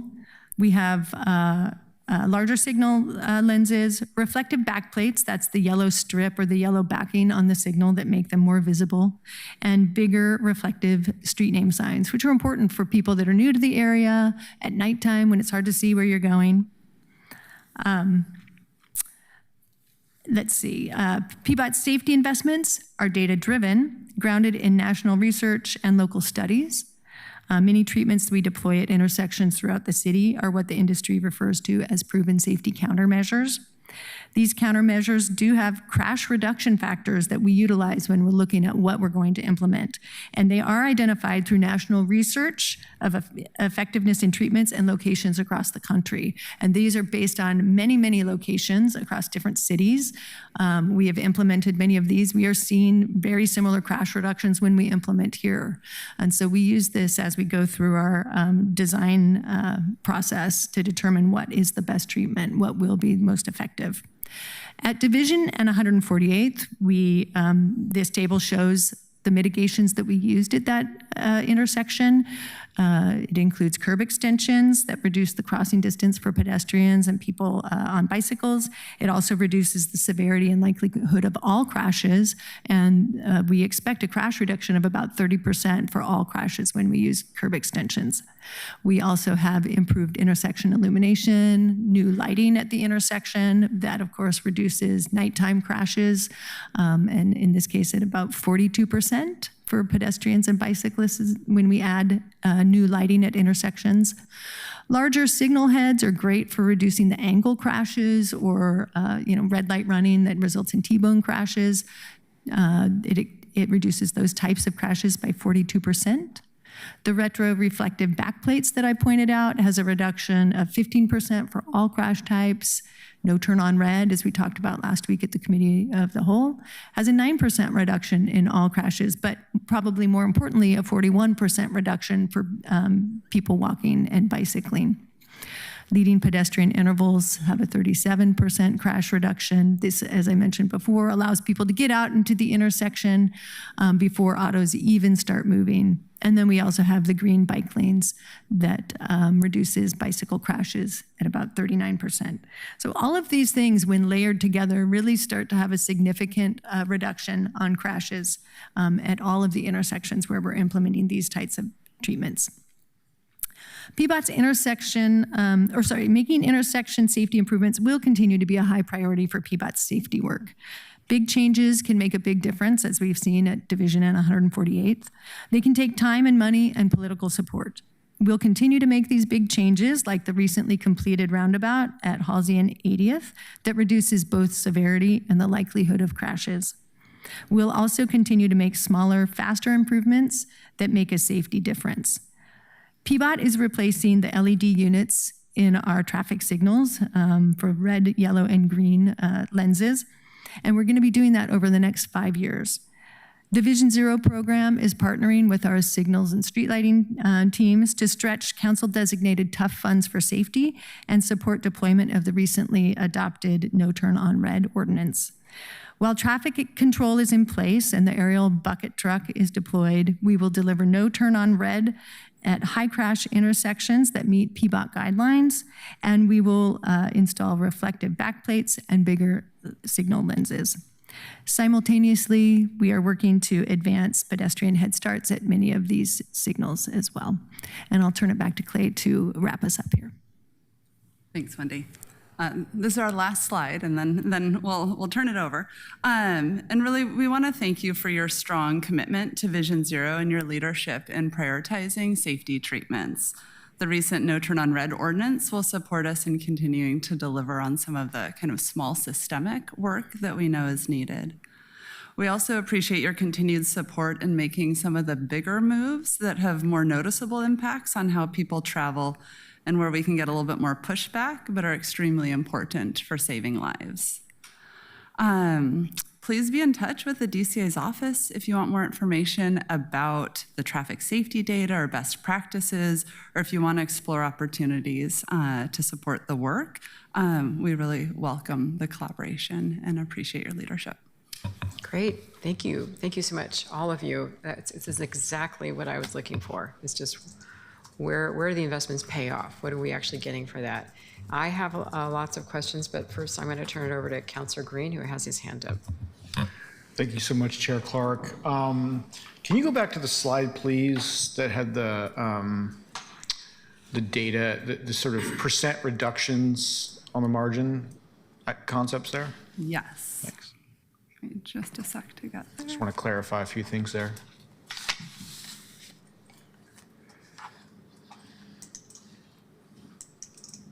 We're working on it. Yeah, we, 20 is plenty, and that also applies to slides. Thank you. Okay, I just want to make sure, thanks for laughing at my dumb joke. I just want to make sure everyone understands what this slide is saying. So you've used it in the context of Southeast Division and 148th, and which I think is a great success story, by the way. Thanks for showing the before and after. Mm-hmm. That is a transformed intersection that has had meaningful safety improvements there, and it's a good model, so I appreciate that. But when I see this, I see that this is sourced from the Oregon Department of Transportation's crash reduction factor model. So these coefficients, these parameters are designed to think about being applicable basically anywhere. Is that right? It's not just localized to Southeast Division and 148th? Correct. And most of the reduction factors in ODOT's manual are from the FHWA. They have a website called Crash Modification Clearinghouse or Factor Clearinghouse that has many of these. So they'll cite that in their manual. But they've come up with some things that we do in Oregon that maybe other jurisdictions aren't doing it. Thank you. So that means that even if we're looking at, downtown Portland, Southwest 4th Avenue, if you will, if I'm looking at the first line curb extensions, I should expect that the data would suggest that on average, putting in a curb extension as an improvement would reduce all crashes by 30%, controlling for all their factors, right? That's correct. Okay, so I just needed to say that because you'll hear sometimes at this dais that, and I think it channels some sort of a kind of grumpiness out there around changing how we do things and seeing, I think it's been described before as the Taj Mahals of intersections. But I think that if that grumpiness sort of translate into retrograde policymaking, then we would be basically saying we were willing to tolerate 30% more crashes because we don't want to have the Taj Mahal of intersections. That's the way that I interpret that slide. Is that correct? Yeah, it could be interpreted that way. Thank you. I'll just add just a smidge more. You can see under the crash type, like we don't, the studies are very specific and they get very specific about the type of crash it will prevent. So installing lighting isn't going to do much for daytime crashes, obviously, right? So it's very specific about nighttime pedestrian and bicycle crashes. The bigger signal heads are very specific to the T-bone angle crashes, right? So you can get very nuanced and layered. And just for the wonks in the room, that these factors, you know, a lot of people will say like, well, that adds up to more than 100, so we shouldn't have any crashes. It's multiplicative. Well, no, it's a holistic approach. You're taking a systems approach on this, which kind of leads me to the other thing I wanted to sort of say is, like, we've had a lot of recent conversations around Vision Zero, which I think is extremely welcome. And the through line that I just want to emphasize here is if we're going to be successful in our Vision Zero goals and our reaffirmation as a body, then it's this holistic systems thinking that needs to be at every point in our planning process. And I'm encouraged that that I'm hearing that you guys are thinking about it that way, and that our job up here is to make sure that we are reflecting that back out and uplifting the importance of that work and holding the line when we do it well, and being willing to talk to this council when we need more support. Councilor Green, if I may add, thanks, Wendy, for that explanation. To your point around some perception of excess in the way that we build out infrastructure, it is informed by the folks around this table and others about what is not just a best practice, but what is most practical in the spaces that you see those improvements being made in. To the naked eye, to an untrained resident who's walking along or using it, and I'll use the ADA ramps as an example, it may seem excessive. There's a reason why it chases back as far down the block as it does, because the slope is important for a person who is trying to use a mobility device to mount a curb and be able to move about the city safely. So we recognize that sometimes our work is perceived as being excessive, and that our process is onerous, but it is not without merit, and it is not without intentionality in our effort to ensure that we're providing the best experience for system users, and that we're providing the greatest clarity about how these improvements actually do impact the quality of life for Portlanders. Thank you so much. And, you know, change is hard. I know that the first time I tried to take a left turn on Jefferson after the completed concrete barrier bike lane was there, it was a little bit of a, am I doing this right? Am I going to screw this up? Am I going to get written about in the Willamette Week about this one? Yes, all of those kinds. All those things. I know as a cyclist when I'm there, I feel much safer. And so thank you for this. Thanks for the presentation, and keep them coming. Thanks.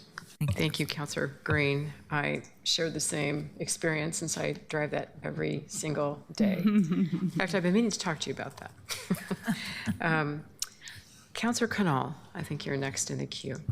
Thank you, Madam Chair. Thanks, everybody, for the presentation. I don't have a lot of questions about it, but I just wanted to say I really appreciate the walkthrough of that intersection and everything that was done there, but also how clear it was. My questions are more on a couple of the other things related to the action plan. But before I get to that, I'll just say no turn on red, I think, is actually this week, technically. I don't think we've voted on the final vote. Is tomorrow or the day after? Tomorrow. Okay. I love the initiative and the support. I just wanted, for anyone who's wondering if they missed it online, I just wanted to get that out of the way. I wanted to ask three things. So first on slide 8, you talk about a couple things related to safe vehicles. There's nothing there about weight. Everything, like the solution is all about speed. And this is going to lead into a different question I have on the speed side, but on the weight side, I think this is mirrored in the action plan itself. So it's page 40 of the action plan, the 23-25 update. It's a lot there about, under the safe vehicles section, about how Washington, D.C. raised the annual registration fee for heavier vehicles. We have pickups bigger than some apartments in this city rolling around in parts of my district, and those have much higher safety risks in a collision, higher, heavier, larger, et cetera, et cetera. And I'm just curious what I understand the state's got to be involved in this. It's not something we can do solo, but what is the current status of conversation, either through the ODOT side or through the state legislature side, on anything with relation to weight and size of vehicles? Great. I'd be happy to take that. And Shoshana, you may want to also join. As a Vision Zero team, I really appreciate that question, Councilor Canal. It's weight and size of vehicles is something that we, as a city of Portland, don't have a lot of influence over. We do have kind of a short wish list of safety measures that would be wonderful for the state legislature to take on. One of those is looking at kind of DC style kind of funding structure for registration of heavier, bigger vehicles, and making some kind of monetary disincentives for that, of course, with considerations for large vehicles that are necessary for kind of particular functions. And so it's kind of identified as a hope at some point, but hasn't quite made it onto a more concrete legislative agenda item. I do want to say that within the safe vehicle space, places that we as a city do have more agency are with our own city fleet, and we have a really great city fleet kind of program that is kind of exploring with us right now how to use the new telematics that were recently installed on all city vehicles to consider intelligent speed assistance or kind of monitoring safe driving behaviors, and helping encourage kind of following the speed limit, limiting hard braking. We've also done a little bit of exploring of the kind of visibility impediments in large cabs, and is there an opportunity for some kind of higher visibility cabs as we look at electrification? So there's kind of some explorations underway in that space. And then finally, the federal government, through the National Highway Traffic Safety Administration, regulates vehicle safety and has kind of that 5-star rating system. And so over the years, including recently, just a couple of weeks ago, we've had the opportunity to submit comments about being able to kind of improve what safety requirements there are in order to get that 5-star rating that tells customers who are interested in a vehicle, this is kind of a really safe vehicle choice for your purchase. And so those are different ways that we've either explored or directly engaged in vehicle safety. Shoshana Cohen, PBOT Chief of Staff. I'll just add very briefly that, as you know, the vehicle registration fee is set by the state. And in this next conversation about a 2027 legislative transportation package, there are going to be conversations about changing the vehicle registration fee and basing it on something like size or weight. Is something that comes up perennially. So far, it hasn't gained that much traction, but there are already conversations considering it again. So it's, it would be a big statewide conversation. Yeah, I appreciate both answers, and thanks for coming up, Shoshana. Yeah, I think for me, the cost element of it is the compromise. I would prefer to just get every overcompensator 5,000 off the road, just in general, and get to that place, unless there's a legitimate business need, of course. But I think that's a broader conversation, and I also think the bottom left of this slide has fast, reliable transit, which is another thing, because often we're stuck in the position of we're just going to talk about walking and biking, and because we don't have control, but transit is the thing that can, for every human being out there, actually achieve that, regardless of their mobility or anything else. I do note similarly, a lot of what we're talking about is tech. I have absolutely no concern about putting those sorts of things on city vehicles. But in terms of private vehicles, I have concerns about that. Automatic braking is one of the things mentioned. Great, love it.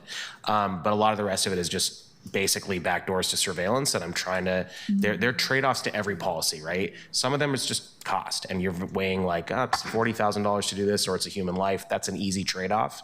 There is a cost, which is money, but a human life is worth way more, obviously. Some of the rest of it, I think where we start talking about, how are we creating a surveillance state is to me a much larger cost that I want to avoid. So that was the long one. The other two questions I had, one is, and I've asked this before, do we have the rate by VMT on these streets?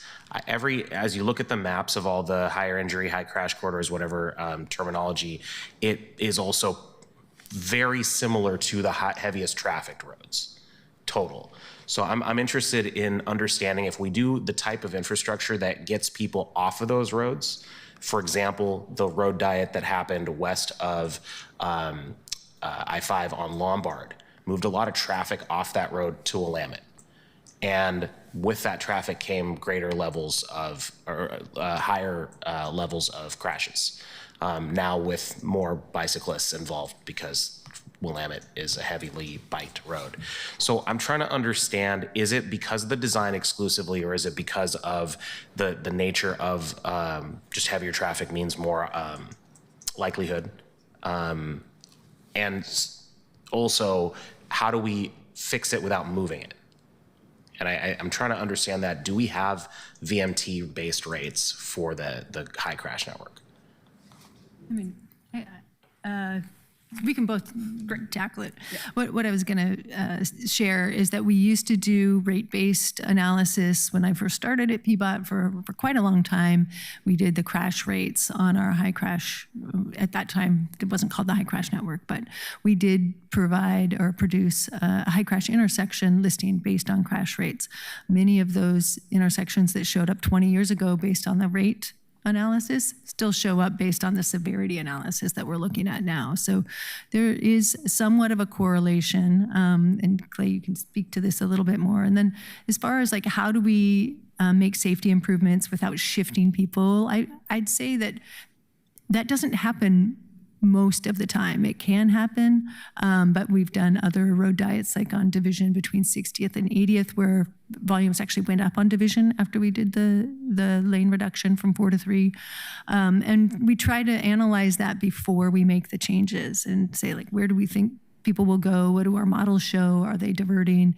If we do think they are diverting, what can we do to either prevent that or mitigate that by slowing people down, things like that. So I would say for the most part, we don't see much migration when we do our safety improvements, but it just depends on what the treatment is.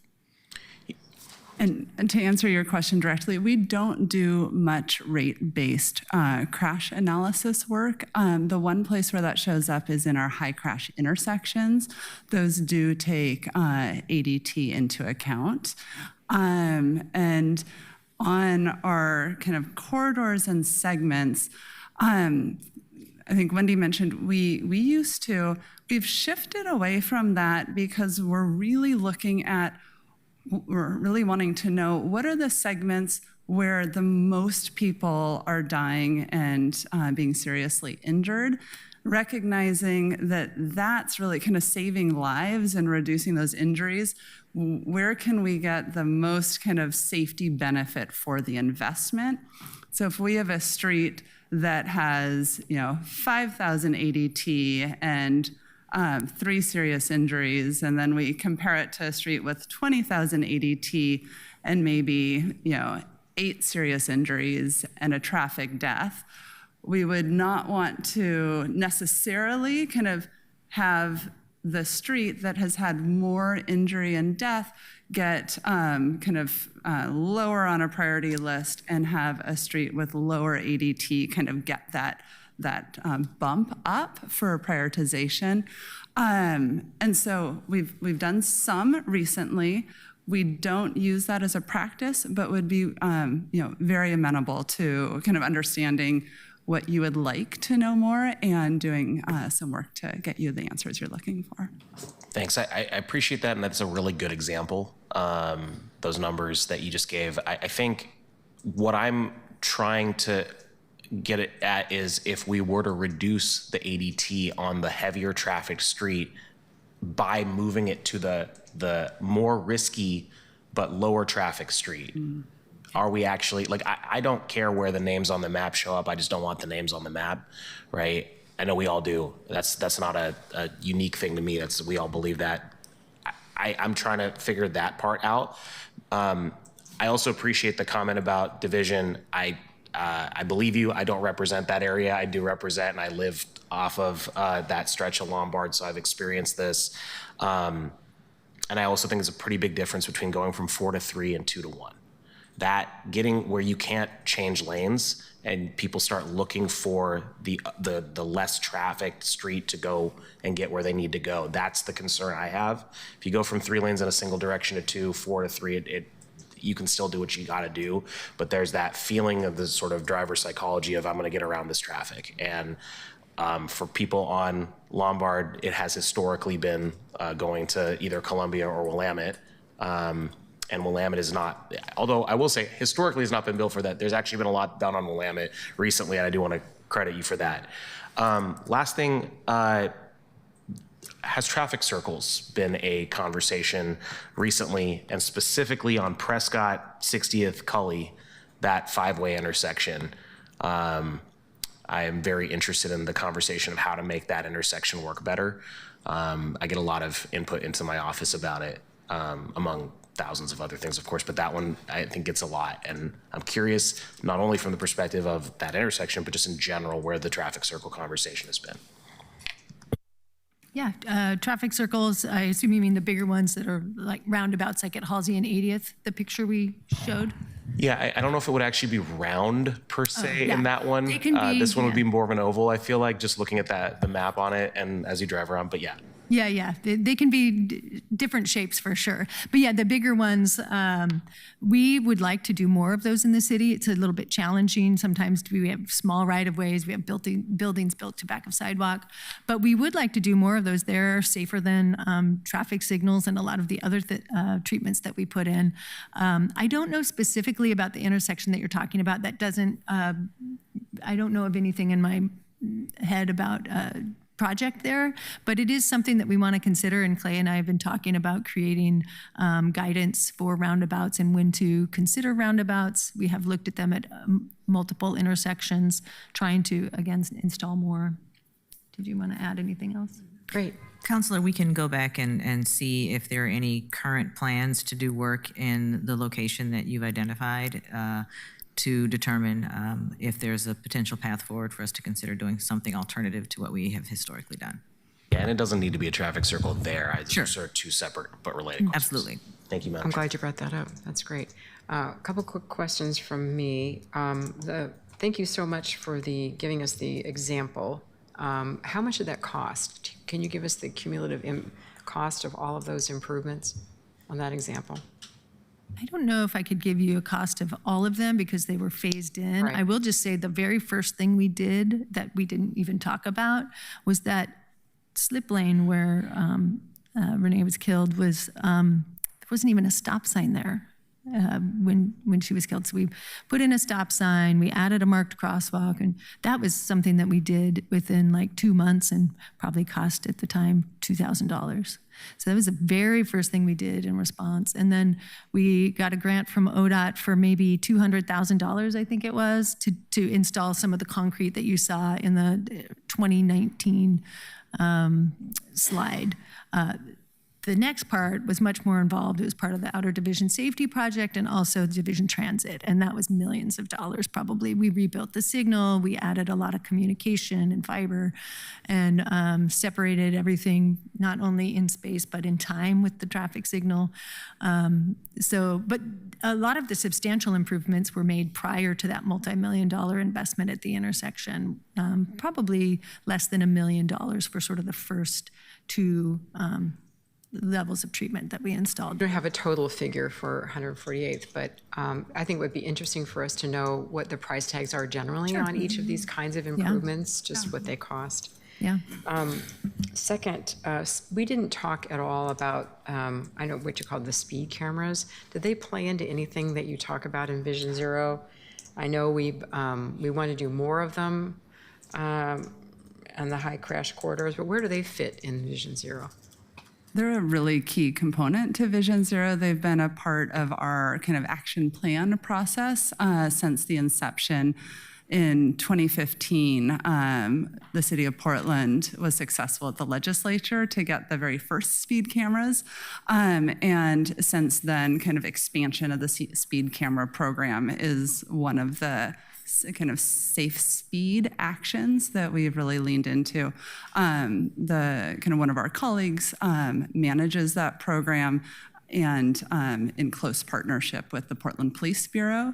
So it's an important component, and we'd be happy to provide more information. Didn't see it listed. I just wonder where it fit, and it seems like it should be an important component to Vision Zero. Next question.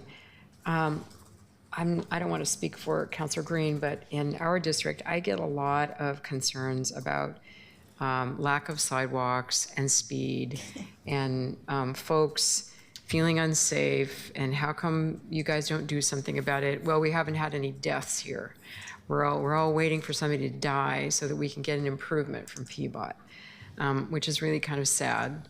But I'm just wondering, I don't know, what is the likelihood that residents could actually do something there? And I'm thinking of the, Vista, Way Out. I like your transition from rural to urban. That's kind of what's going on in some places in District 4. But I mean, how do we respond to these people that have asked for help, have asked for one of those, what's it called? What's it called? Speed reader board? Speed reader board. Get the speed reader up to try to slow people down. I don't know, how do we respond to these folks that, well, we haven't had anybody die yet, so we're not getting any attention from PBOT? Yeah. I think one of the ways that we respond is with the systemic treatments that we're layering out throughout the system. A really great example is the flashing yellow arrows. I don't know, when you're waiting to turn left, usually there's a red arrow or a green arrow. Sometimes there's a flashing yellow arrow. We have taken those almost exclusively out of the system because it's very hard to eliminate pedestrian conflicts, right? When pedestrians are crossing, you have a flashing yellow arrow, that's not a good thing. So we're doing those, taking those out of the system. Again, we're doing the systemic improvements where we're relamping our signals, putting in the reflective backplates.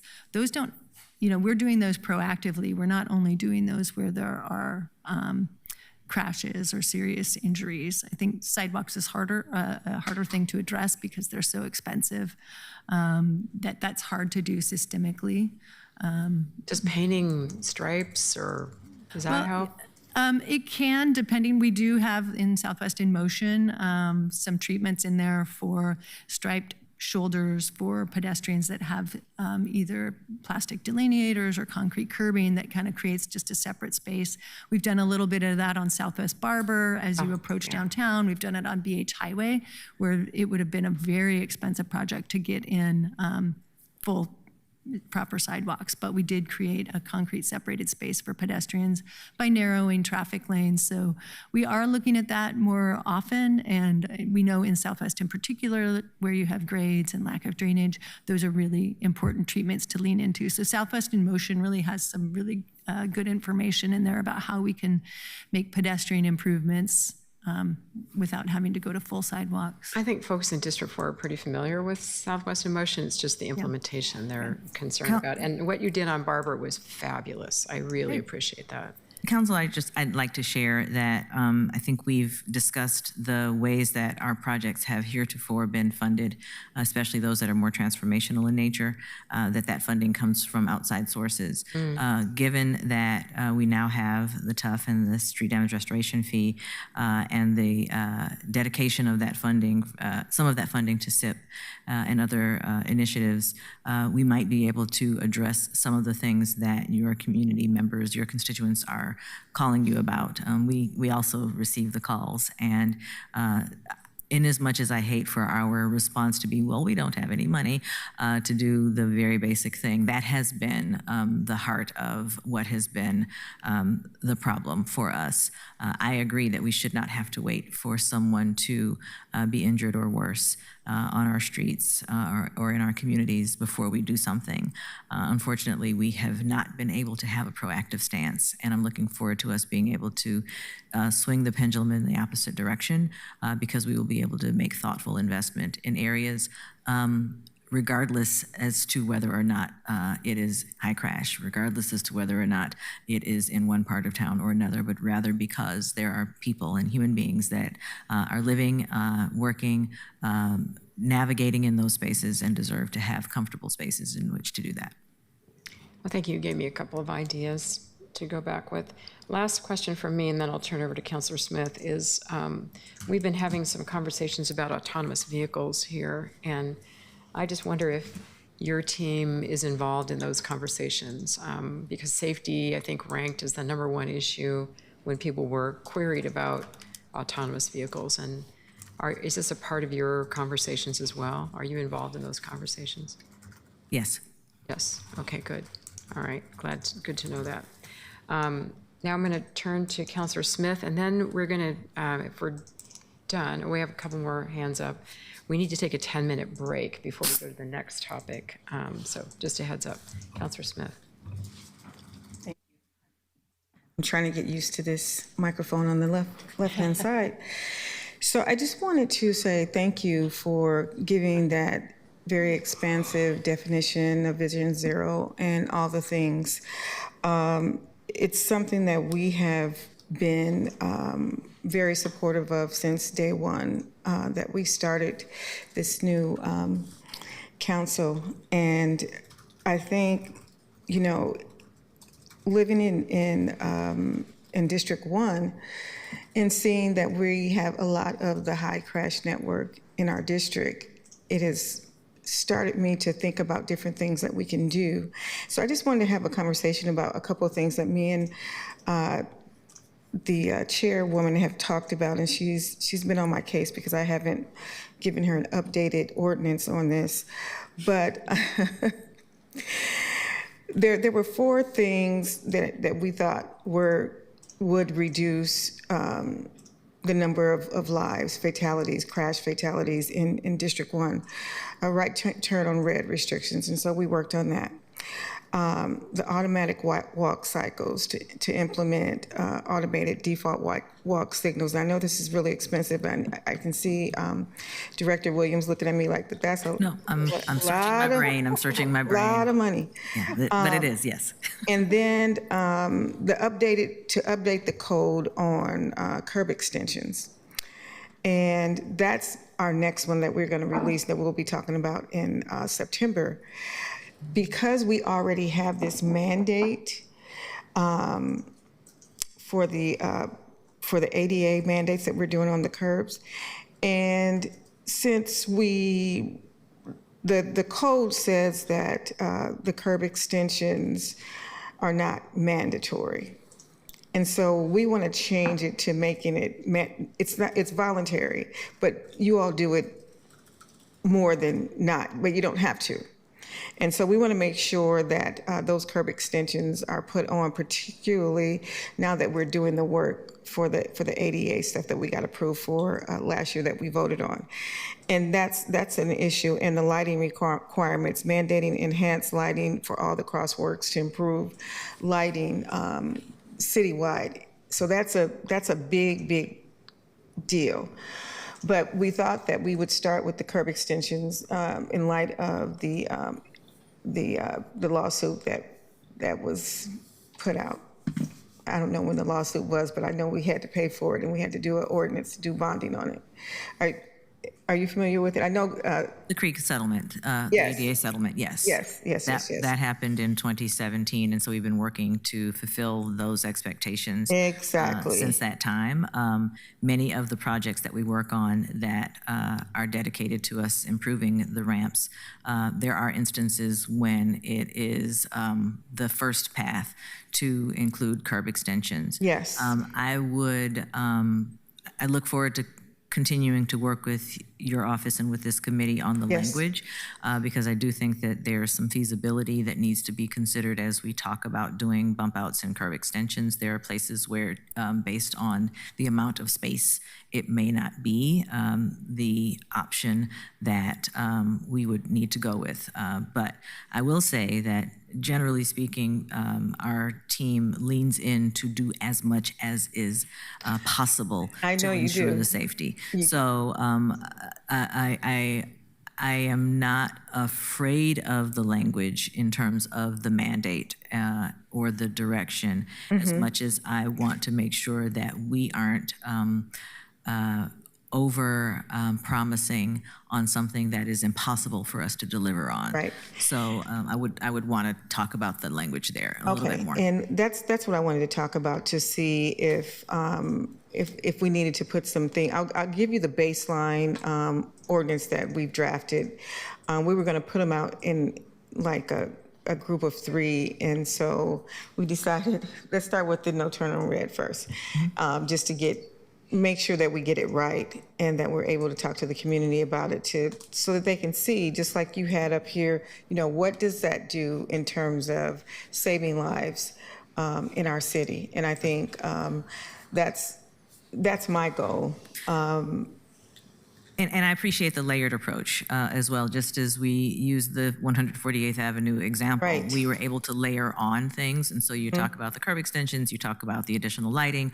All of those things are components that we know not just create safety, but make people actually feel safer. Right. And safety, in a lot of ways, is about how a person feels, not just about what they physically experience in the right of way. So we are excited about the opportunity to continue to talk about how we can help to inform that strategy and help to realize what I believe your goal is in terms of creating that safety in community.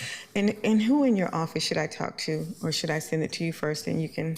You can send it to me. It'll be any number of us either around this table, our planning team, so Kristen Hull, our engineering staff as well would need to be involved, and then our project manager. So it's a number of folks. You can send it to me and we'll get it out to the right folks. So when are we doing the bonding? When is that going to be on the docket to vote on that?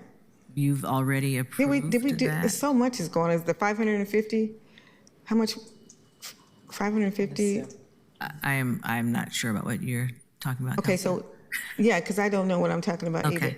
either. But Great. No. So we already voted on that, right? On the bonding. For the ramps. Not the ramps. No. For the water filtrations. That's I don't know. Okay. You're in Peabody. That's right. Right. Yes, ma'am. You are you talking about SIP? No, not SIP. No. We did know the water bonds. Yeah, the water bonds. We had that a couple weeks ago, didn't we? It was during the budget. It was during the budget. Okay, so I'm getting confused because you guys have so much stuff that you have going on in terms of infrastructure, and I am really happy that we turned this into the Public Works Committee instead of just transportation, even though we did see all the public works through transportation, but I think it's so important to make sure that we're clear on what's going on. And I know that you all are doing great work, and I appreciate the work that you're doing. If there's something that you think that we need to be doing, and that you see that we need to change something, a code or something, let us know. Thank you, Counselor. We've had in the past year and a half in our opportunity to work with this council more opportunities to provide information about what we're doing and a greater depth of information sharing so that you can be well informed about our plans, our projects, our efforts. What we need most is continued support to be able to lean into and realize the plans that we've developed. And as we shared at the top of this presentation, the changes that are going to be required in our communities are often hard for people to take and understand. And so what we'll need most is your support to be able to engage with your constituencies to help them to understand it's not just about doing this for that, but rather it's really around a broader need to ensure safety for all system users. Colleagues, we're running out of time here, so I'm going to, if it's okay with you, Councilor Green, I'm going to let Councilor Koyama-Lane speak. Oh, okay, go for it. Okay. Thanks. I just want to express support and interest in getting creative under the ORS 810 Road Authority clause. Our existing allowances and authorities, I think we've got some pretty broad sweeping powers to regulate certain things on our highways. And if we can do it on our highways, it probably affects our surface roads too. And so I don't think that we should tolerate really, really high lifted vehicles to operate in the city of Portland. And also, you know, they get too wide and it's like, you know, now you're taking up 2 parking spaces. It's a nuisance. And I think that we got to do something about it. And I don't know that we need to change the law at the state to do it. So thanks. Maybe we can ask PBOT to come back with something on that. Councilor Koyama-Lane. Thank you, Chair, and thank you so much to this wonderful team. Thank you, Director Williams and Shoshana, Clay, Wendy, Dana. Really appreciate all of your commitment and the work you're doing. And I just remember a year and a half ago when I was first talking to many of you and I was asking, what does Vision Zero need? There was talk about, you know, we need support, exactly what you all are saying. We need you to back us up. We also need folks to know it's not just PBOT, and we need the different bureaus and service. Oh, shoot. Oh, there we go. Need the different bureaus and service areas to work together.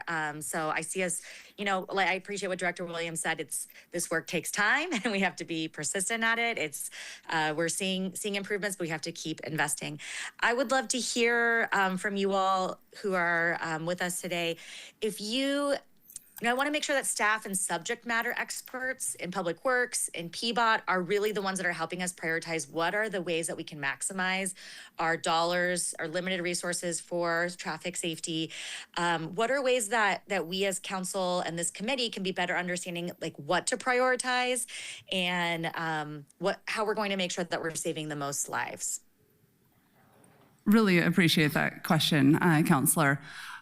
There are systemic safety treatments that make sense across the board that, as Wendy was describing, kind of are just part of what we deliver today.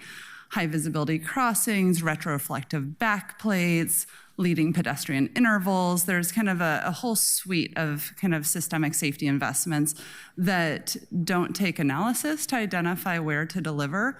And then there are kind of location-specific needs that it ends up needing some traffic safety analysis to identify what's going to be kind of the safest layering kind of suite of treatments that's going to get us the biggest safety benefit. And so kind of leading with safety as the focus and giving some flexibility within the delivery of treatments to ensure that we're layering the right treatments for the right locations is going to be something that will help us kind of do the most safety good with the funding that we have. And I appreciated, I could hear Vice Chair Smith kind of asking, you know, how do we connect with you all? Is it really just reaching out to you all and saying, hey, can you help us look at some of these lists? Can you help make sure that we're making data-driven decisions? Is that what I heard? Yes, please do. One of the things I wanted to share, and I know that we often hear from city councilors about constituents coming forward with concerns and needs. They have often come to us as well, and we've already begun to track some of the inquiries, requests, and analyze the needs and how we might be able to be responsive. For each of the districts, I would dare say that there are hundreds of requests for things that come in. And we have the ability to provide for you that list. I know that in working with at least Councilor Green on a specific set of needs, we shared with him, yes, this is important, but here are the 300 other things that happened in the span of a year not that happened, but that we've heard from folks on. And so this is not to suggest that, it comes in, it goes to the bottom list, it's not important. That's not what I'm saying. What I am saying is that there are hundreds, if not more than hundreds of needs that we're hearing about on a regular basis. And we will need the help in prioritizing. And we do want to be able to lean in to help you as you are thinking about how we can support community most effectively. Thank you so much for that, Director Williams. I really appreciate it. And I appreciate that you all have a lot of the staff with that expertise that we can lean on for helping to make some of those decisions. My only other question was around collaboration and communication. I was wondering if maybe Director Williams or anyone up there can speak to how PBOT is working with other bureaus and with Dana doing the citywide work on policy, on priorities, having conversations so we can understand what the priorities are from the different bureaus, from other disciplines, not just transportation. That is an important one in Vision Zero.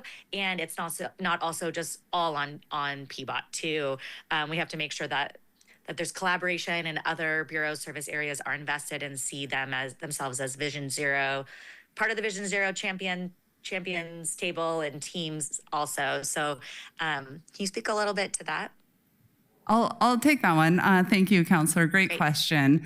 The work that Dana is leading out of the Public Works Service area really is, as you know, as well as anyone, that is kind of the body of work. And PBOT is a core partner of that citywide effort as well. And so we're kind of developing relationships and partnerships to identify priorities collaboratively. One thing that Dana presented at the Committee of the Whole 2 weeks ago is a safe system approach pyramid, that the bottom layer of the pyramid is where we get kind of the most benefit of kind of population level safety benefits from investments in 20-minute neighborhoods and land use and density and mode shift. And that is a space where many of the bureaus are coming together in collaboration. And we're all saying, hey, this is a way we can make a bigger difference for safety outcomes. And we each have a role to play in this kind of lower level of the socioeconomic land use pyramid. In addition, we've built partnerships, PBOT, around Vision Zero with several agencies over the last 10 years. We've worked closely with the Portland Police Bureau on a regular basis with monthly meetings, closely with Fleet when we delivered side guards on all heavy trucks that are owned by the city of Portland, and continue to look for those collaborations. We work with Fire on an ongoing basis as well. And so we already have some of those partnerships in place, and through the citywide effort are leaning into and building on those with other bureaus. Thank you so much. And if there are any ways that counselors or this committee can be supportive of that work, let us know. As always, thank you. Thank you, Councilor Quayama-Lane. And we are going to take a 10-minute break, but Councilor Canal guarantees me this is 15 seconds. Yeah, I just wanted to say I agree with Councilor Green, and if we can ticket the people in Smart Parks who park over the lines, that'd be incredible. Thanks. Parking hygiene, I think we call it. Thank you so much for the presentation. Really appreciate it. And we're going to take a 10-minute break. Let's be back here. I'll be generous at 5 after 12.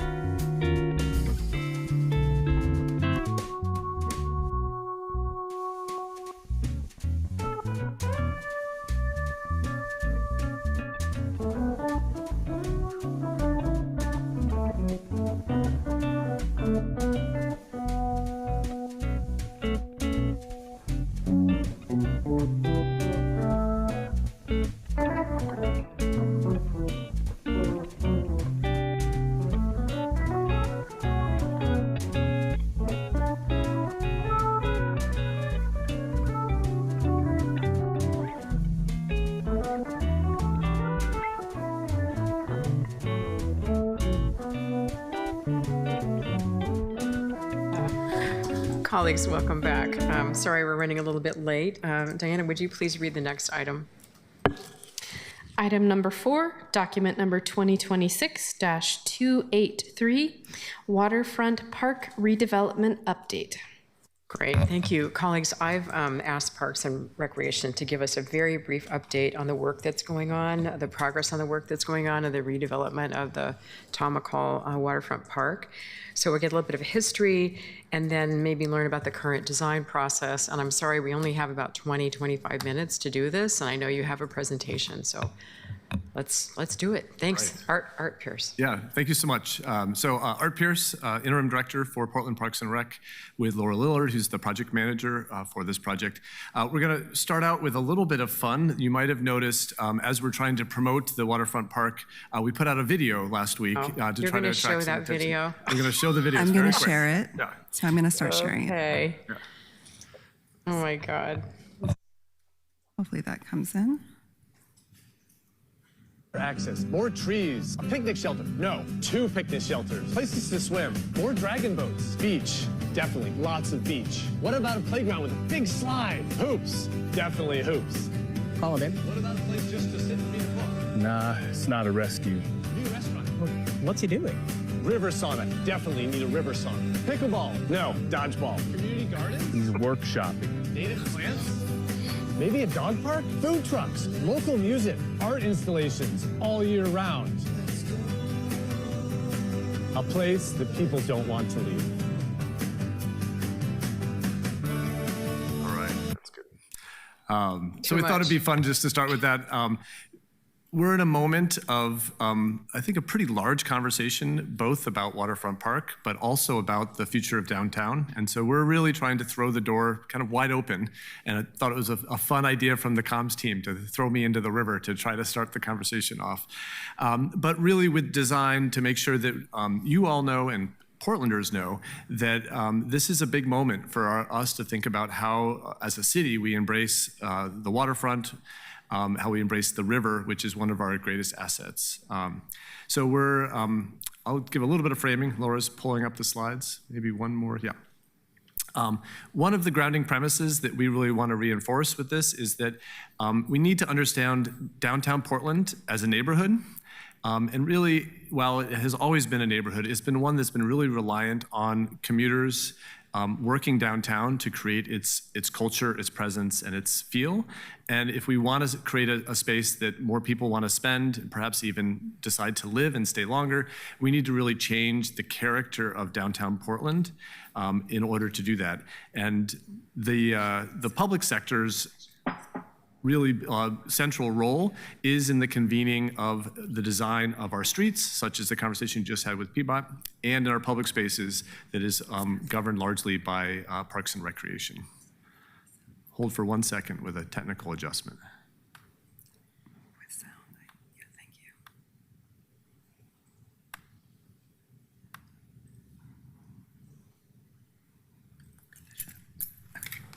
There we go.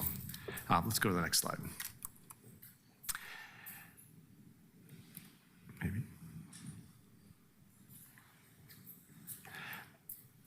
So when we're thinking about how Waterfront Park can help to signal to Portlanders that there's a character shift to downtown Portland, we can look to cities globally and how they have really embraced the presence of a river in their city to really shift people's understanding of what they would come downtown for, how they would spend that time together. And when you think about the possibility of thousands of people living downtown, they will need a place, a day in and day out park to visit. They will need to have attractions that they will want to use as a resident that also will serve as an anchor destination for people traveling from throughout the world to come to visit Portland. And it's important to remember, we've done this before. While this is like a bold proposition, we've done this before in districts such as the Pearl District and my own experience working in South Waterfront, where if we can convene around a really clear and compelling vision, we can bring the resources together and align all of the bureaus and public and private parties together to make a large-scale investment happen.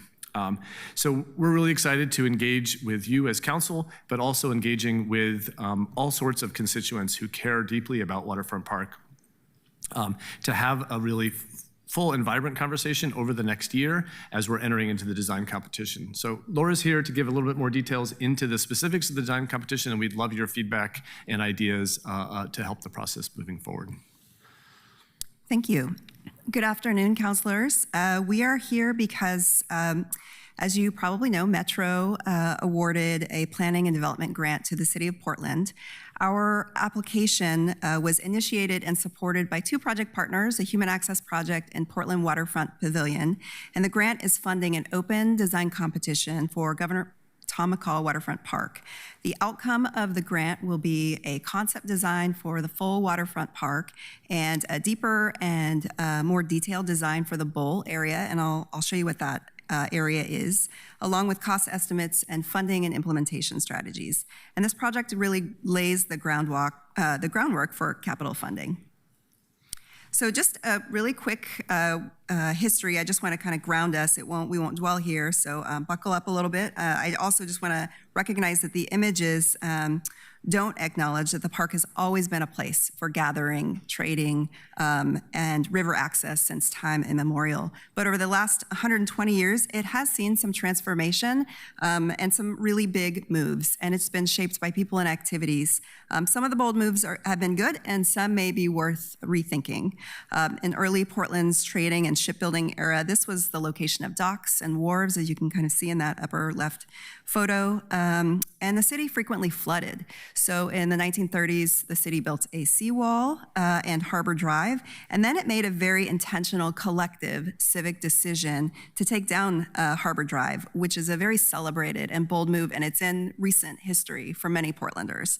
We replaced it with a park that through the many decades since has offered continuation and hasn't really changed too much over the last 45 years. The park is a place of regional festivals and events, and though we don't launch hot air balloons necessarily, like in this picture, the grassy lawn is reserved for these events and for the large-scale events that you see at the bowl in this photo on the right-hand side.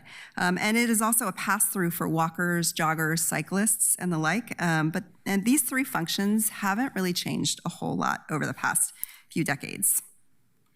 I just also want to acknowledge that this project is not starting from scratch. It builds on many different policy documents and projects that have gotten feedback and thinking from many Portlanders over the past few years, previously adopted city efforts. So our history really grounds us. These documents guide us, and the public conversations that we're having will help move us forward into the future. Tom McCall Waterfront Park is approximately 30 acres, owned by Portland Parks and Recreation.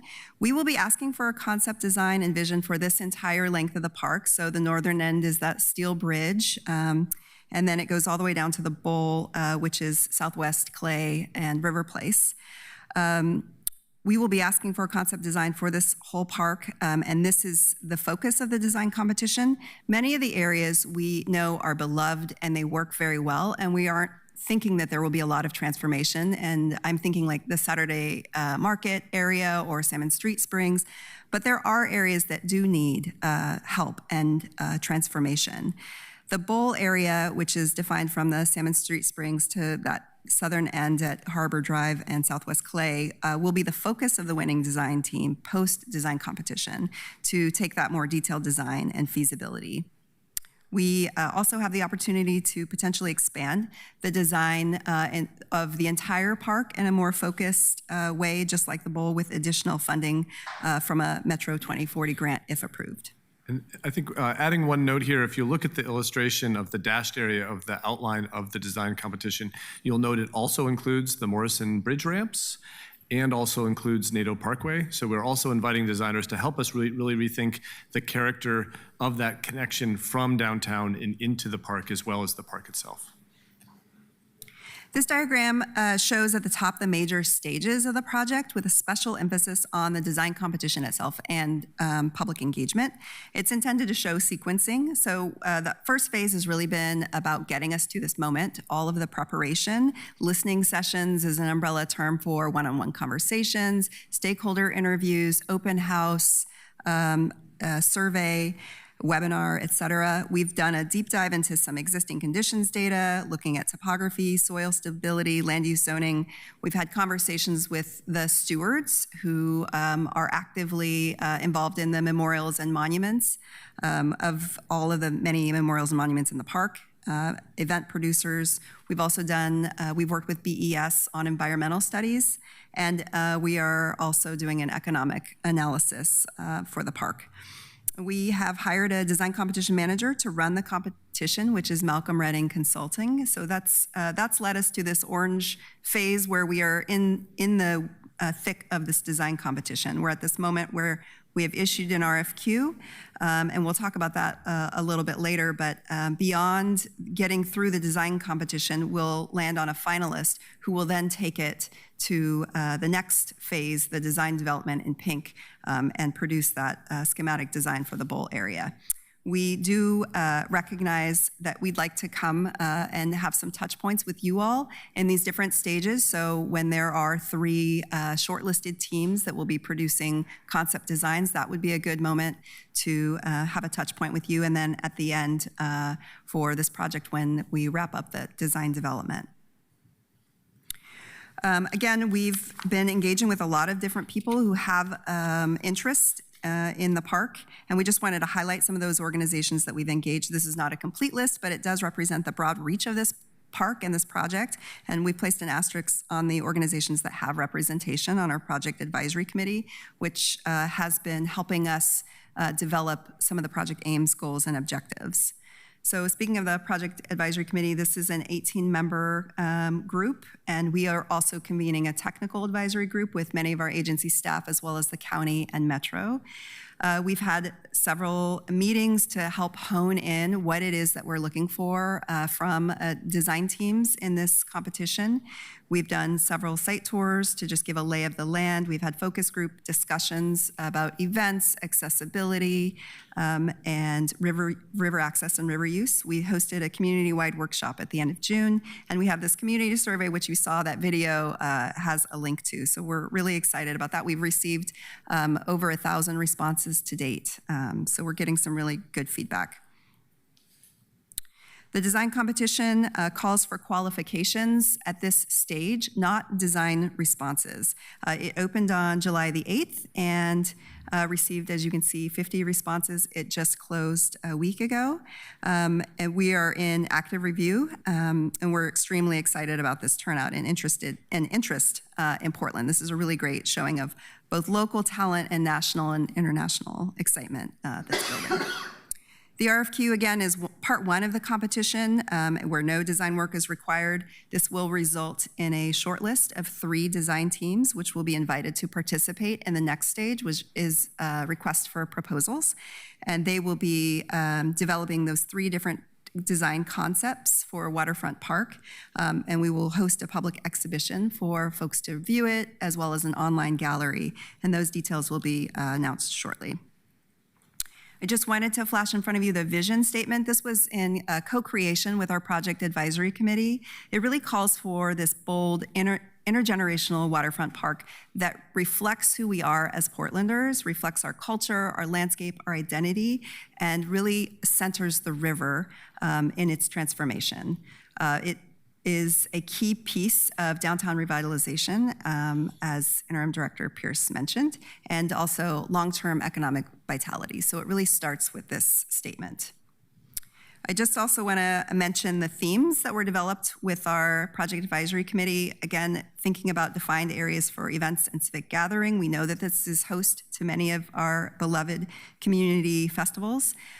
River access is a very key piece of this design competition. The bowl is the only area that is not bounded by the seawall and is an opportunity to touch the water.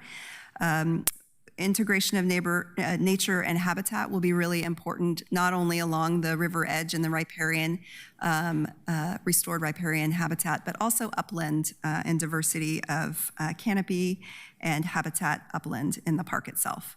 We recognize that this park, because it is used for events, it sometimes lacks that everyday use and really sticking power. It is a pass-through space much of the year, and so we're really looking at how design teams will respond to this opportunity to hold people there as a neighborhood destination that works for residents, workers, and visitors. And then, of course, we have our Willamette River Greenway Trail that's very important for folks that continue to use the park, and it needs to be maintained and improved. And that's what I wanted to bring to you today. There's a lot of community-supported dreaming, and we know it will be a balance with all these themes. We're so excited to see what clever designers will come up with to inspire us and reflect the Portlanders at Waterfront Park. Great. Thank you, Laura. Thank you, Art. Thank you for the presentation. You really brought us up to date, I think. We only have about 10 more minutes if we have any questions. I'll just kick it off by asking you on the RFQ, do the respondents actually reveal other projects that they've worked on as a part of the RFQ? Here's what I've done in other parts of the country. Yes, the RFQ asked for the lead design team as well as their design team makeup, and they asked them to reflect on projects that they had worked on similar to this, and they also asked for their methodology. How would they approach a project like that? That was the 4 criteria. Great, okay. And one other question. Councilor Green and I were down on the waterfront this morning, as a matter of fact, with Oregon Walks. We had a pretty good group of, I don't know, maybe 40, 50 people. And you could tell that it is a pass-through area. And when we had to cross to go over into the Ann Kenny Alley, that connection with downtown really needs to be improved. And I'm hoping that whatever project gets selected, that we can really increase that connection. It's just really awkward. It doesn't feel like it's a part of the downtown. Really, it's quite separated. So hopefully, we'll look forward to seeing those. Colleagues, do you have any questions or comments for Lauren? Sure, Councilor Green. Thank you so much for the presentation. I've been really excited about this work. I think we're all going to have questions when it's appropriate to talk about how to pay for such a thing and what the implications of change and design commitments are. But I think I speak for all of us when our constituents are really hungry for some activation down there. And I've seen some models around the world that we could almost sort of get inspiration from. Top of mind for me as we go through this and I'm glad I see it on the slide about flexible everyday park use. I think that's so critical. But also having an opportunity to have a little commercial experience as well, like get a coffee, get a beer, and have a safe place to sit and watch your kid play in the park. I mean, that seems like a really good thing for families right now, to be a reason to come downtown. If we're kind of thinking about the family experience, but also recognizing that sometimes you got to sit there and take a beat, and you're tired. You need like a snack and a glass of wine. That's we should acknowledge that, embrace it. And I know you guys are thinking about it, so thank you. And then I think that we should bring in maybe Randy Gregg or some of those folks to give us the other side of this thinking. There's some kind of bigger Design Portland ideas, some of the charrette type of learnings come into this committee, because I think motivating this to the other districts is key, because there's other thinking that's going to be part of the broader Green Loop, which is a Central City District 2, 3, and 4 kind of shared interest. So that's, I'd be interested in that. Thanks. Great. Thank you, Councilor Green. Councilor Knoll. Thank you, and thank you for the presentation. Obviously, we've talked about dodgeball and how much that's a great idea. We'll figure out how to do it in the water or up there. I think the big takeaway for me, and I hope we get a chance to talk about this more in October at the Committee of the Whole when we have the broader downtown conversation, is slide 2, downtown is a neighborhood. There is, I think, no single bigger thing we could do with relation to not only downtown, but frankly, our budget, than get people to live downtown to make it work. And we've seen post-COVID how the arts and culture districts and the actual neighborhoods have both recovered in terms of downtowns nationwide much better than business districts. We are not going back to by the way, the pre-2020 is not when people came downtown, it's pre-2018, where people would come down to work at the higher levels before we got to so much telework. But yeah, I just wanted to talk about that. I think the other piece, you talked about a placemaking tool. It's kind of a little bit of our fairgrounds as a city. And we've talked about this. There's another thing being constructed every few weeks in the summertime, which I think is great. These are all important activations. Are all economic drivers too, and I think the physical landscape of the park, and we've talked about turf and things like that. That piece is so inextricably connected to whether or not it's easy to attend and do events there. Last year, many of us did the Dragon Boat Race. And it did not rain that weekend, but the sprinklers had gone off beforehand. And so it doesn't drain well. Right. And so it's June, it's hot, and we're slipping on the grass, well, the mud, I guess. And those sorts of things, I think just ensuring it's a slope, it's right by the water, whatever we can do there is vital. And I hope that that's a part of the decision-making process. I really appreciate that you included the city block on each side of the Morrison Bridge as a place that we can talk about doing something with, instead of just a ramp and parking lots down there. I would be remiss if I didn't bring up having seasonal or permanent ice rinks there as a District 2 councilor, but also just knowing the love that has gotten in the past. The other piece, where did it go? Got to find my notes here. I think Councilor Green brought up the idea of this being something that affects multiple districts. That's true. Not only in the way that you mentioned with the Green Loop and the sort of transportation elements of how we get people out to it, but also in the sense of if downtown works, and I'm channeling my District 2 colleague, Councilor Ryan here, that it's where the property tax revenues come in that fund all the programs elsewhere. So I love that this is being connected with. I appreciate the shout out of who to include in it. I know PMC has had a lot of ideas here in general. And so I'm very appreciative of that conversation. In terms of the activations that are not giant events, so not just the daily use in terms of coming in, but and also not like city fair level, what is this is obviously coming not only from the dodgeball side, but like what's the plan there in terms of, this isn't a design thing alone, so I don't know if it's a parallel conversation about how do you get those small activations? I actually really appreciate you asked the question. We didn't give an update, but I think we will in October with the rest of our city colleagues about the work that Parks is doing together with PBOT and Prosper and Arts and Culture to look for near-term opportunities this winter into next summer of what are some smaller scale engagements that we can embrace. So the work happening at the Pink Light District, how can we echo some of that type of activation as we're heading into the waterfront in those adjacent areas? So we actually have a meeting this afternoon with staff to start looking ahead to next summer and what are the ways that we can really embrace some smaller level engagement, either put on by Parks or enabled for a partner to take on. And I agree, it's critical. It's going to take us a number of years to get to a capital investment scale of what we're conceiving of. So we have a number of years of temporary activations that are essential. Yeah. Great. in terms of, Councilor Green also mentioned the ability to get a beer. I definitely would love to hear more about that. Floating stuff that attaches to the waterfront park is not the only place. I know Salmon Street Springs, that whole area, there's been discussion, but it would be nice to know if Parks is more open to that conversation than maybe a few years ago. I think we certainly are. Right now, one of the things we're looking into is whether there's adjustments to Parks policy or city code that might need to be enabled by council to make that more ready for us to do, right?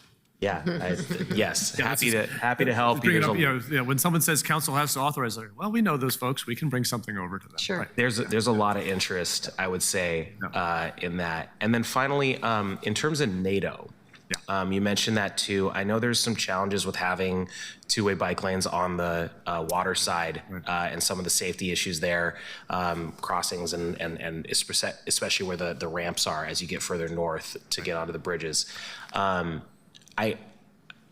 Are we in a position, I mean, has there been, you mentioned talking to PBOT, it's been redone, but not very recently. I feel there isn't, are you experiencing any sort of resistance in terms of we've done it too recently to redo it? No, in fact, the great benefit of having come a month ago from PBOT is I was sort of already supporting this process previously from my PBOT role, and the transportation planning team is already doing modeling right now to better understand broader traffic and circulation patterns to make sure we're supplying to the design competition what might be possible in terms of ambitions they could bring. One of the ideas is also that there might be time-based changes, so there may be that the NATO functions as a festival street and is actually a place for some events that may take some of the pressure off the park itself, depending on how we structure the design together of those two facilities. Right. I love that. Just one last comment and I'm done. I would love to see more asterisks added on that slide 9, in particular to the culturally specific community groups. Great. I'm noticing a lot of them on the list, but in terms of direct access to the decision-making processes. Great. Thank you. Noted. Thank you, Councilor. Councilor Smith. Thank you. And I'm going to keep this really short. Question, what have you done to get more folks of color to participate in this RFQ process? Do you want to speak to the meeting last week? Sure. We've done a number of briefings with folks. Our most recent was a partner briefing that brought together all of the different river-related developments and organizations that are creating places along the river within our central city. So Albina Vision Trust, 1803, Williams and Russell, thank you.